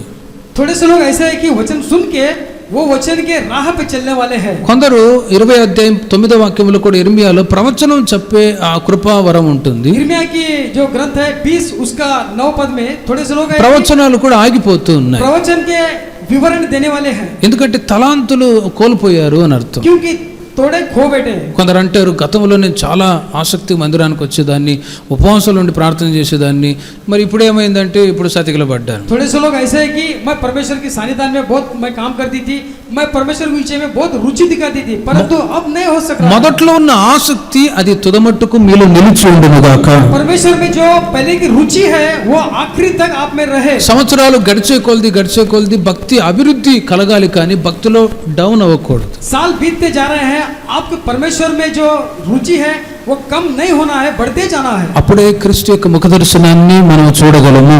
तब जाकर के परमेश्वर के दर्शन हम देख पाएंगे। ఈ విషయంలో మనం లెక్క అప్పచెప్పాలి దేవుని దగ్గర. इन विषयों में परमेश्वर को हम हिसाब देना है। మీకు సంఘములో ఒక్కొక్క కృపావరాన్ని తలాంతులను ఇచ్చాడు. परमेश्वर इस कलीसिया में एक एक को परमेश्वर की जो अनुग्रह की సంఘములో दिए हैं, కాపరిగా నేనున్నాను, जो कलीसिया के जो चरवा मैं हूँ, నేను ఒక్కనే సేవ చేసుకుని వెళ్ళలేను. मैं एक ही सेवा करते नहीं जा ఇప్పుడు सकता। మీరు మేము అందరూ ఉంటే దీన్ని సేవ అంటాం. आप और हम मिलके करेंगे तो इसी को सेवा कहते हैं। నేనే అన్ని చేసుకోలేను. यदि मैं एक ही सब कुछ नहीं कर सकता हूँ, ఒక్కొక్కళ్ళకి ఒక్కొక్క తలాంతు దేవుడు ఇచ్చాడు. एक एक को परमेश्वर तोड़े दिए हैं। పరిచర్య చేసే తలాంతు, जो काम సహకరించే करने वाले తలాంతు, तोड़े हो, అందరికీ మీ యొక్క భక్తి అభివృద్ధి కొలది దేవుడు తలాంతులను ఇచ్చాడు. भक्ति के अभिवृद्धि के अनुसार परमेश्वर आपको तोड़े दिए हैं। ఆ తలాంతులు మీరు జాగ్రత్తగా కాచుకొని ఉంటేనే ఆయన దగ్గర ఆ లెక్క అప్పచెప్పగలము. इस तरह की जो तोड़े संभाल के रखेंगे तो परमेश्वर को हम हिसाब दे सकेंगे। లూకా సువార్తలో ఆస్తిని గురించి లెక్క చెప్పాలి మీరు. लूका के सुसमाचार में लिखा है कि अपने जो जायदाद है या संपत्ति है, చిన్న उसके विषय में చిన్న కుమారుడు ఆస్తిని అంతయు కూడా తీసుకొని దుర్వ్యాపారం చేత నష్టపరిచాడు. जो उड़ाव पुत्र था, अपने जो संपत्ति को पूरा नष्ट किया था। దేవుడు మీకు ఇచ్చిన ఆస్తిని సొత్తును మీరు దేని కొరకు ప్రయోజనం పరుస్తున్నారు? परमेश्वर आपको दिया हुआ जायदाद हो, संपत्ति हो, किस किस्म से काम आ रहा है? మీకున్న ఆస్తిని మీరు వ్యర్థపరచకూడదు. आपकी जो संपत्ति को व्यर्थ नहीं करना है। చిన్న కుమారుడు వ్యర్థపరిచాడు, తండ్రి లెక్క అడగలేదు, వదిలేసాడు అంతే. जो उड़ाव पुत्र था अपने संपत्ति को व्यर्थ किया था, परंतु पिता हिसाब नहीं पूछा। కానీ చిన్న కుమారుడిలో పశ్చాత్తాపం కలిగింది, నా తండ్రి ఆస్తి అంతయు కూడా నేను వ్యర్థపుచ్చానే. जो छोटा बेटा था अपने आप को पछतावा करने लगा कि जो मेरे पिता की जो संपत्ति है पूरा नष्ट किया। కానీ పరలోకంలో ఉంటున్న తండ్రి మన జీవితంలో ఆస్తి గురించి లెక్క అడుగుతాడు. पर मैं हमारे जो स्वर्ग राज में पिता है वो हिसाब पूछता है। కొందరు ఆస్తిని వేరే వాళ్ళు పాలు చేస్తూ ఉంటారు. थोड़े लोग ऐसा है कि अपने जो संपत्ति को व्यर्थ में व्यर्थ करते रहते हैं। ఒకరు అంటారు మా నాన్న డబ్బు ఆస్తి అంతా తీసుకెళ్ళి ఇంకో కుటుంబానికి ఇస్తాడు అని. मेरा पिता, थोड़े से लोग कहते हैं कि मेरा पिता ऐसा है कि मैं घर की संपत्ति लेके जाके वो दूसरे घर को रखता है।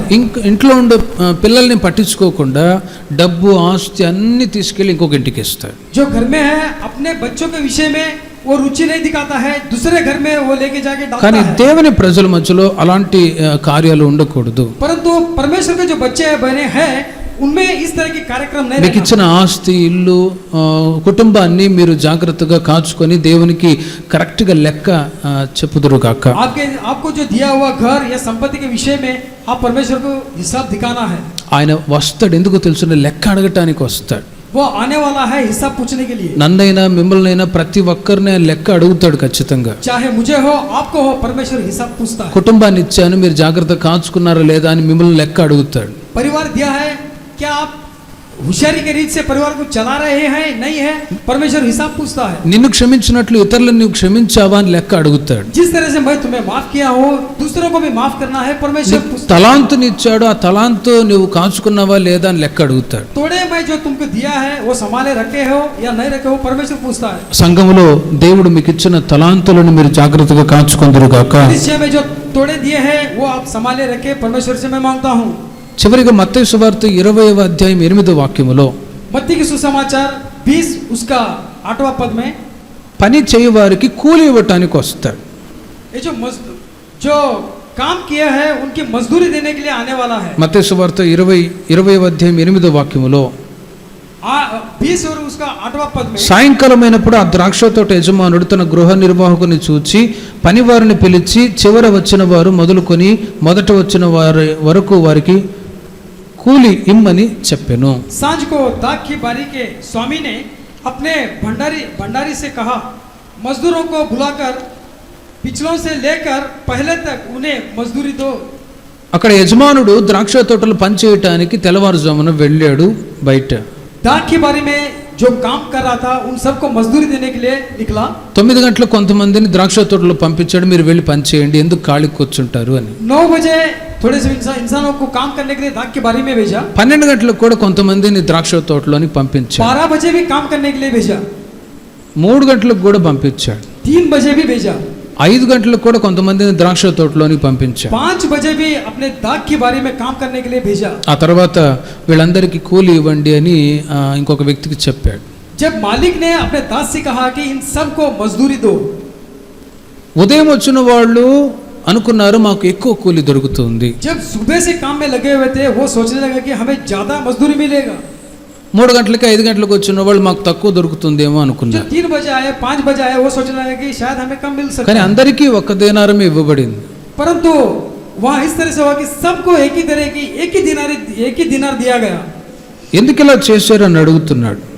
इस तरह से क्यों किया करके पूछने लगा। ఆయన అంటాడు నీ సొమ్ము నీవు తీసుకొని పొమ్ము, నీకు ఇచ్చినట్టే కడపట వచ్చిన వారికి ఇచ్చుటకు నాకు ఇష్టమై ఉన్నది అని అంటాడు. तेरा मजदूरी जो तुम्हें दिया है उसी तरह से जो आखिरी में आया उन्हें देने के लिए मुझे इच्छा हुआ करके कहता है। అందుకే 16వ వాక్యములో యేసే దీనికి ఒక సారాంశంతో కూడిన ఒక మాట చెప్తారు. 16वां पद में इस तरह की वो विस्तार कहता है, కడపటి వారు మొదటి వారగుదురు, మొదటి వారు కడపటి వారగుదురు. जो पिछले हैं वो पहला हो जाएंगे, जो पहले हैं वो पिछले हो जाएंगे, यह वचन कहता है। సంఘములో మీరు ఎలాంటి వారై ఉన్నారు? कलीसिया में आप किस तरह के हो? కడపటి వారు మొదటి వారగుదురు, మొదటి వారు కడపటి వారగుదురు. जो पिछले हैं वो पहला हो जाएंगे, जो पहले हैं वो पिछले हो जाएंगे। సంఘములో దేవుడు ప్రతి ఒక్కరికి పని ఇచ్చి పంపించాడు. कलीसिया में सबको एक काम देके भेजा है। ద్రాక్ష తోట సంఘము ఉన్నది. यहाँ एक कलीसिया है। ఈ సంఘము అనే ద్రాక్ష తోటలో దేవుడు పని అప్పచెప్పాడు. इस दाग की बारी में कलीसिया संबंध के बारे में एक काम दिया। ఎవరు ఎంత పని చేస్తారో అంతగా దేవుడే జీతాన్ని ఇవ్వబోతూ ఉన్నాడు. जो जितना काम करता है उतना ही मजदूरी परमेश्वर देने जा रहा है। భౌతికంగా మీరు దేవుని కొరకు చేసే పనికి జీతం ఉన్నది. भौतिक रीति से काम करने की जो मजदूरी आपको मिलती है, మీరు కానుకలు ఇచ్చినా దశంభాగాలు ఇచ్చినా దానికి తగిన ఆశీర్వాదాలు రెట్టింపు నా దేవుడు దయచేయుదురుగాక. आप भेंट देते हो, दशमांश देते हो, परमेश्वर आपको दुगना आशीष दे। మీరు పరిచర్య చేసినా దానికి తగిన రెట్టింపు ఆశీర్వాదాలు మీ పిల్లలు అనుభవించుదురుగాక. आप खिलाई करते हो, परमेश्वर आपको बच्चों को आशीष दे। ఆ తర్వాత ఆత్మీయంగా మీరు దేవుని కొరకు పనిచేస్తూ ఉన్నప్పుడు, आत्मिक रीति से जब परमेश्वर के लिए आप कष्ट करते हैं, ఇప్పుడు దేవుని పరిచయం మన కొరకు మీరు దేవుని మీ కొరకు మీరు దేవుని వెతకటానికి వచ్చారు. अपने आप के लिए परमेश्वर को खोजने के लिए आप यहाँ आए। మీ క్షేమాన్ని కోరి బైబిల్ చదువుతూ ఉన్నారు. आपकी भलाई के लिए आप बाइबल पढ़ रहे हैं। ఇవన్నీ దేవుని రాజ్యం కొరకు దేవుని కొరకు మనం చేస్తూ ఉన్నాం. ये सब परमेश्वर के राज के लिए हम कर रहे हैं। ఈ సంఘ సహవాసానికి కూడా రావటానికి గల కారణం ఏంటంటే సంఘపు ప్రతిరూపం పరలోక రాజ్యమై ఉన్నది. इस कलीसिया को आने के कारण क्या है? ये सब कलीसिया परमेश्वर की स्वर्ग राज्य में जाने के लिए। ఇంతకంటే గొప్ప ఆరాధన పరలోకములో జరగబోతున్నది, అక్కడ నేను ఉండబోతున్నాననే ఒక వాంఛిత ఇక్కడికి వస్తుంది. इससे भी बड़ा आराधना उस स्वर्ग राज्य में होने जाने वाला है। उस स्वर्ग राज्य में मैं भी रहने वाला हूँ करके ఎన్ని పనులున్నా ఇక్కడ మానుకొని ప్రభుని ఆరాధించడానికి వచ్చారు. आराधना करने के लिए यहाँ आए हैं। గనుకనే దీనికి తగిన ప్రతిఫలాన్ని దేవుడు ఇవ్వబోతూ ఉన్నాడు మీకు. హల్లెలూయా. इसके अनुगुण परमेश्वर आपको आशीष देने जा रहा है। దేవుని కొరకు మీరు ఏ పని చేసినా అది వ్యర్థం కానేరదు. परमेश्वर के लिए आप जो भी काम करते हैं वो व्यर्थ नहीं है। దేవుని పని శ్రద్ధగా చేస్తేనే ఆశీర్వాదం, అశ్రద్ధగా చేయవాడు శాపగ్రస్తుడని రాయబడి ఉంది. परमेश्वर के काम में जो रुचि दिखाता है वही आशीष पाएगा, अश्रद्धा से जो करता है वो शिक्षा पाएगा। ఆ పని ఎలా ఉండాలంటే वो काम किस तरह से रहना है? చివరికి ఒక్క మాట చూడండి, కొరింథీయులకు రాసిన మొదటి పత్రిక 3వ అధ్యాయం 14వ వాక్యములో, कोरिन्थियों की पत्री 3 उसका 14 पद में देखिए, పునాది మీద ఒకడు కట్టిన పని నిలిచిన ఎడల వాడు జీతం పుచ్చుకొనును. नींव के ऊपर जो एक काम करता है वो मजदूरी का लायक है। ఒకని పని కాల్చివేయబడిన ఎడల వానికి నష్టము కలుగును. एक की काम जो बिगड़ जाता है तो उसको नष्ट हो जाता है। పునాది సరిగ్గా వేయబడిన ఇల్లు అది నిలిచి ఉంటుంది. बुनियाद यदि हम ठीक ठाक से डालते हैं तो उनका घर खड़ा ठीक से रहेगा। పునాది మీద ఒకడు కట్టిన పని నిలిచిన ఎడల వాడు జీతం పుచ్చుకుంటాడు. जो बुनियाद पे ठीक ठाक से घर बांधता है तो अपना मजदूरी पाता है। క్రీస్తు యేసు ముఖ్యమైన మూలరాయి ఉండగా అపోస్తలులు ప్రవక్తలు వేసిన పునాది మీద మీరు కట్టబడుచు ఉన్నారు. परमेश्वर प्रमुख रीति से वो कोने का पत्थर बना है। ఈ పునాది మీద మీరు పని చేస్తూ ఉన్నారు, నిలిచి ఉన్నారు. इस बुनियादी पे हम काम कर रहे हैं, ठहरे हुए हैं। ఈ పునాది మీద వెండి, బంగారు ఇంకా రకరకాల కర్రలతో కూడిన అవి కూడా వాడతారు. इस जो न्यू पे है सोना और चांदी या लकड़ी के भी काम किया जाता है। ఈ మాటలో ఉన్న ఆంతర్యం ఏంటంటే, इस बात का जो मतलब क्या है? నేను దేవుని పని చేస్తూ ఉన్నాను, मैं परमेश्वर के काम कर మీరు దేవుని కొరకు పరిచర్య చేస్తున్నారు. आप भी परमेश्वर को काम कर रहे हैं। కొంతమందిని సంఘములో కూడా చేర్చే పని మీకు దేవుడు అప్పగిస్తూ ఉన్నాడు. थोड़े से लोग परमेश्वर की जो मंदिर में शामिल करना भी वो काम है। ఈ పునాది మీద ఒకడు కట్టిన పని నిలిచిన ఎడల వాడికి జీతం పొందుకుంటాడు. ये न्यू पे यदि कोई ठहरता है तो अपनी मजदूरी पाता है। ఈ ప్రయాస, ఈ యొక్క ఆరాధన, వీటి ద్వారా మనకేం ప్రయోజనమేమో అనుకుంటారేమో మీరు. ये प्रयास, ये आराधना के द्वारा हमें क्या फायदा है ये सोचते रहेंगे आप। ఆరాధన అయిన తర్వాత భోజనం పెడతారు, తిని వెళ్ళిపోదాం, అదే ప్రయోజనం అంటారేమో. ये आराधना के बाद में हमें खाना रखेंगे, खा के जाएंगे, यही फायदा है सोचते रहेंगे आप। యేసుక్రీస్తు దగ్గర కూడా శిష్యులు అడిగారు, ప్రభువా మేము ఇంత సమర్పించుకొని వచ్చాం కదా, మాకేం లాభము? यीशु मसीह के पास अपने चेले आके आने लगे कि हम समर्पित करके आपके पास आए, हमें क्या फायदा? యేసయ్య అంటాడు, పరలోక రాజ్యములో మీరు నూరంతలుగా దీవించబడతారు. परमेश्वर कहता है कि यीशु मसीह पर स्वर्ग राज में हम आप 100 गुना आप आशीष ఇప్పుడు ఈ पाएंगे। పరిచర్యలో మేము అడుగు పెట్టడం దేని కొరకు? इस सेवा में कदम रखना किसके वजह से? ఒక గుంపు జనాన్ని పరలోక రాజ్యానికి సిద్ధపరిచే ఉద్దేశముతో ఈ మార్గంలోనికి నేను రప్పించబడ్డా. एक झुंड को परमेश्वर की तैयारी करने के लिए ही इस सेवकाई में कदम ఇప్పుడు रखें। మీరు కూడా సంఘ సహవాసానికి రావటానికి గల కారణం ఏంటి? ये कलीसिया में आने की आपका योजना क्या है? దేవుడిచ్చే రివార్డ్, జీతాన్ని పొందుకోవటానికి మనం ఇక్కడ చేరి ఉన్నాం. परमेश्वर देने वाले मजदूरी के लिए हम यहाँ पे आए हैं। ఇక్కడ కూర్చుంటే దేవుడు ఇస్తాడా అని చెప్పి కొందరు ఆదివారాన్ని కూడా మానివేసి పనికి వెళ్ళే వాళ్ళు లేకపోలేదు. यहाँ बैठने से क्या मजदूरी मिलता है क्या? थोड़े से लोग इस तरह से सोच के इतवार को भी काम को जाने वाले बहुत से लोग हैं। కరోనా వచ్చిందనుకో 14 days క్వారంటైన్లో ఉండాలంతే. यदि कोरोना आया तो 14 दिन क्वारंटाइन में रहना पड़ता है। నేను చెప్పే విషయం ఏంటంటే దేవునికి మీరు ఎక్కువగా ప్రిఫరెన్స్ ఇవ్వండి. मैं ये कहना चाहता हूँ कि परमेश्वर को आप प्रथम 6 రోజులు పని చేయండి, 7వ రోజు ఎన్ని పనులున్నా దేవుని సన్నిధికి రండి. 6 दिन काम कीजिएगा, कितना भी चाहे काम हो, 7वां दिन वो దేవుడు మీకు ప్రతిఫలాన్ని జీతాన్ని ఇవ్వబోతూ ఉన్నాడు. परमेश्वर आपको मजदूरी देने जाने वाला है। ఎన్ని పనులున్నా దేవుణ్ణి వెతకండి.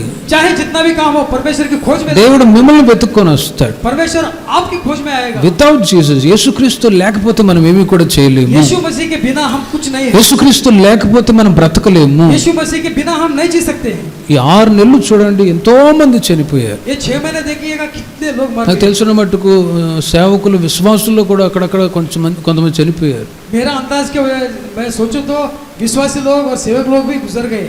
కానీ by the grace of God, దేవుని కృప ద్వారా మనం సజీవంగా ఉన్నాం. దేవునికి మహిమ కలుగును గాక. परमेश्वर के अनुग्रह से हम जिंदा हैं, इसके लिए धन्यवाद करता हूँ। ఎందుకో తెలుసునా, పౌలు గారు అంటాడు, నా మట్టుకైతే బ్రతుకుట క్రీస్తే, చావైతే లాభము అని. पौलुस जी कहता है कि मेरे लिए जीना परमेश्वर ही, यदि मरूं मेरे लाभदायक है। నేను ఎందుకు బ్రతకాలి అని కొందరు కష్టాలు శ్రమలు వచ్చినప్పుడు ఆలోచిస్తారు. थोड़े से लोग सोचते हैं कि जब कष्ट आता है तो मैं क्यों जीऊं। బైబిల్ చెప్తుంది, మీరు నా కొరకు మీరు బ్రతకండి. बाइबल कहता है कि मेरे लिए आप जियो। ఎవరి కొరకు? క్రీస్తు కొరకు బ్రతకండి అని. किसके लिए? परमेश्वर के लिए, क्रिस्त के लिए। ఆయన కొరకు మనం బ్రతికినప్పుడు, ఆయన కొరకు మనం పనిచేసినప్పుడు, ఆయన కొరకు జీవించినప్పుడు పరలోక రాజ్యంలో జీతాన్ని దేవుడు మనకు అనుగ్రహిస్తాడు. यदि परमेश्वर के लिए हम जिएंगे तो परमेश्वर हमें स्वर्ग राज्य में मजदूरी देगा। కనుక ఈ ప్రయాస వ్యర్థం కానేరదు. ये जो परिश्रम है ये व्यर्थ नहीं है। ఈ యొక్క మార్గం మనల్ని సిగ్గుపరచదు. ये मार्ग हमें लज्जित नहीं करता है। ఇక రాబోయే రోజుల్లో అధికంగా దేవుణ్ణి మీరు వెతికినప్పుడు అంతగా ఆ పరలోక రాజ్యంలో ప్రతిఫలాన్ని, జీతాన్ని పొందుతారు. आने वाले दिनों में यदि परमेश्वर की खोज में रहेंगे आप दुगना मजदूरी पाएंगे। యేసుక్రీస్తు అతి త్వరలో రానే ఉన్నారు. यीशु मसीह शीघ्र ही आगमन होने वाला है। ఇప్పుడు మనం పని చేస్తూ ఉన్నాం. अभी हम काम कर रहे हैं। ఎవరి పని? క్రీస్తు పని. किसका काम? परमेश्वर का काम। భౌతికంగా మీరు బ్రతకటానికి మీరు పనులు చేస్తున్నారు, అది వేరు. भौतिक रीति से आप काम कर रहे हैं वो दूसरी बात है। ఉదయం లేచి ప్రార్థించడం, సమయం ఉన్నప్పుడు బైబిల్ చదవడం, దేవుని వెతకడం, దేవునికి మనము సమయాన్ని ఎంతగా కేటాయిస్తామో. सुबह उठ के परमेश्वर के वचन पढ़ना है, परमेश्वर की राह पे चलना है, प्रार्थना करना है। परमेश्वर के लिए कितना समय निकालते हैं। దేవుని కొరకు మీరు ఎంత సమయాన్ని కేటాయిస్తారో అంతగా దేవుడు జీతాన్ని ఇస్తాడు. जितना समय परमेश्वर के लिए आप निकालते हैं उतना ही मजदूरी। ఉదాహరణకి ఒక యజమాని దగ్గర మీరు ట్యాక్సీ డ్రైవర్గా లేకపోతే ఒక వర్కర్గా పనిచేస్తూ ఉంటే, यदि एक मालिक के पास आप काम कर रहे हैं, नौकरी कर रहे हैं, మీరు 8 అవర్స్ 12 అవర్స్ డ్యూటీ చేస్తే దానికి తగిన జీతం. 8 या 12 घंटे की आपको मजदूरी मिलता है। లేదు ఇంకా 24 అవర్స్ చేస్తానంటే అధికమైన జీతం. 24 घंटे यदि काम करता हूँ अगर समझेंगे तो उससे मजदूरी और भी बढ़ सकता है। ఓటీ చేస్తే ఇంకా డబ్బులు ఎక్కువ వస్తాయి. ओवर टाइम करेंगे तो और भी पैसे आते हैं। స్పిరిచువల్ లైఫ్ లో కూడా అంతే. अपने आत्मिक जीवित में भी इसी ఎంత प्रकार का। క్రీస్తులో మనం ఎదగటానికి ప్రయాసపడతాము, जितने परमेश्वर में हम फलदायक होना ఎంతగా चाहते हैं, ప్రార్థించడానికి, వాక్యాలు చదవటానికి, భక్తులు ఎదగటానికి, భక్తి వైరాగ్యం కలిగి జీవించడానికి ఇష్టపడతామో అంతగా దేవుడు మనకు జీతాన్ని जितना అనుగ్రహిస్తాడు. फलदायक हम आत्मिक जीवन में होना चाहते हैं उतना ही मजदूरी हम पाएंगे। ఈ లోకంలో ఉంటున్న ఏవి కూడా శాశ్వతమైనవి కావు. ये दुनिया में जो भी है वो शाश्वत नहीं, लंबे ఈ समय के కరోనా लिए है। వైరస్ చేత చూడండి కోట్ల కొలది ఆస్తులు కలిగిన వాళ్ళు కూడా చనిపోయారు. ये कोरोना की वजह से करोड़ों पति भी मर गए। ఈ 6 నెలల్లో ఎన్ని న్యూస్లో ఎన్ని వార్తలు మనం విన్నాం.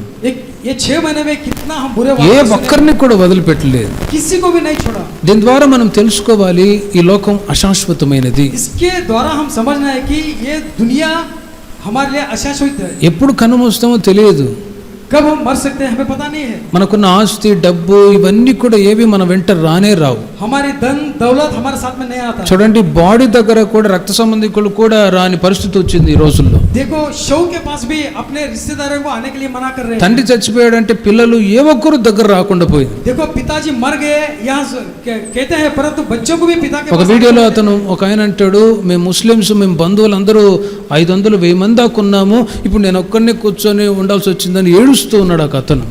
थोड़े से एक मुस्लिम भाई है वो कहता है कि मेरे जो रिश्तेदार है 1500 के हैं परंतु मैं अकेला ही बैठ के यहाँ अस्पताल में रोना पड़ रहा है। చూడండి మనిషి ఒంటరిగానే వచ్చాడు, ఒంటరిగానే పోవాల్సి వస్తుంది. देखो व्यक्ति अकेला आया है, अकेला ही जाएगा। కుక్క చావు చేస్తూ ఉన్నారు. यहाँ कुत्ते की मौत मरने लगी। కుక్కని చూడండి వీధిలో పడేస్తే ఏం పట్టించుకోరు. यहाँ कुत्ता अगर रास्ते में मरते हैं तो कोई ఎలాంటి ज्यादा పరిస్థితి देखता नहीं వచ్చిందో చూడండి. ఇవన్నీ యేసుక్రీస్తు యొక్క రాకడ సూచనలు ఉన్నవి. है। ये सब परमेश्वर के आने का चिन्ह है। వీటి గురించి మనం భయపడిన అవసరం లేదు, కానీ మునుపు మీతో చెప్పినట్లుగా దేవునికి మనం దగ్గర అవ్వాలి. इन सब के विषय में हम कोई डरना जरूरी नहीं है, गनुका परमेश्वर के हम निकट होना है। 4 విషయాలు మీకు చెప్పాను. 4 विषय मैं तुमसे बताया। ఒకటి, కోతకాలం కొరకు రాబోతూ ఉన్నాడు. एक कटने के समय के लिए आने वाला है। ఆయన గోధుమలని గురుగులని వేరు చేయడానికి వస్తాడు. गेहूं को और जंगली बीज को अलग करने वाला నీతిమంతులు ఎవరో దుర్మార్గులు ఎవరో ఆయన కనిపెట్టి సపరేట్ చేస్తాడు. है। जो धर्मी है जो अधर्मी है उन्हें अलग करेगा। మనము నీతిమంతుల గుంపులో ఉందుముగాక. हम धर्मी के ग्रुप में रहें। యేసుక్రీస్తు వల వేయటానికి రాబోతూ ఉన్నాడు. यहाँ परमेश्वर जाल बिछाने के लिए आने वाला है। మంచి చేపలుగా దేవుడు మనల్ని సంఘములో చేర్చారు. దేవునితో సహవాసం కలిగి ఉందుముగాక. अच्छा मछली बन के हमें परमेश्वर अपने जाल में रखा है, इसके लिए परमेश्वर राज में जाने के लिए। మూడవదిగా లెక్క అడగటానికి వస్తాడు. तीसरे में हिसाब पूछने आने वाला है। ప్రతి విషయంలో లెక్క అప్పచెప్పాలి ఖచ్చితంగా. हर विषय में परमेश्वर को हिसाब किताब देना है। ఎక్కడైనా తేడా వచ్చిందో ఉద్యోగం వెళ్ళిపోయింది. किधर भी चूक गया तो हमारा नौकरी चला जाएगा। ఆత్మీయంగా లెక్క అప్పచెప్పకపోతే దేవుడికి రిజెక్ట్ చేస్తాడు. आत्मिक रीति से हिसाब किताब न दे सके तो परमेश्वर हमें रिजेक्ट भी कर सकता है। అందుకే హిజ్కియాతో ఒక మాట చెప్తుంది, నీ ఇంటిని చక్కబెట్టుకో. हिजकिय्याह से परमेश्वर कहता है कि आपके घराने को ठीक ठाक से रखो। కుటుంబంలో పిల్లలు ఉంటే వాళ్ళకి సెటరేట్ చేయవలసిన ఆస్తులు పెళ్లిళ్ళు అన్ని సెట్ చేసి హ్యాపీగా వెళ్ళిపోయేటట్టు ఉండాలి.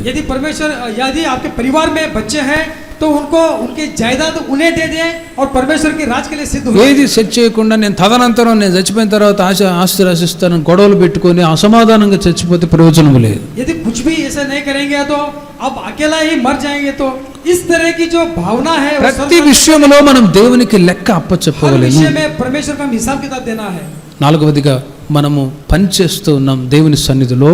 चौथे में हम परमेश्वर की सानिध्य में काम कर रहे हैं। ఆయన కూలి ఇవ్వటానికి వస్తాడు. वो मजदूरी देने आने वाला है। ఎవరి జీవితానికి తగిన, అందుకే వారి క్రియ చొప్పున జీతం ఇవ్వటానికి ఆయన రాబోతున్నాడు. अपने काम के हिसाब से परमेश्वर मजदूरी देने आने దుర్మార్గుడు ఇంకా దుర్మార్గుడుగానే జీవించనిమ్ము. जो अधर्मी है अधर्मी ही रहे। నీతిమంతుడు ఇంకా నీతిమంతుడుగానే ఉండనిమ్ము. जो धर्मी है धर्मी ही रहे। వాళ్ళెవరో అనీతిగా జీవిస్తున్నారని మనము వాళ్ళ మార్గంలో నడవకూడదు. वो कोई बुराई रास्ते में चल रहा है करके हम भी बुराई में चलना जरूरी नहीं है। గనుక యేసు రాబోతున్నాడు కాబట్టి యేసు వైపు చూచుచు ఈ పరుగు పందెంలో ఓపికతో పరిగెత్తుదుము గాక. इसलिए यीशु मसीह आने वाला है, यीशु मसीह की ओर देखते ही हम इस आत्मिक जीवित को चलाएं। మంచి క్రియలు కలిగిన వారమై యేసుక్రీస్తు అనుగ్రహించే జీతాన్ని పుచ్చుకుందుము గాక. अच्छा काम करके परमेश्वर के द्वारा हम मजदूरी पाएं।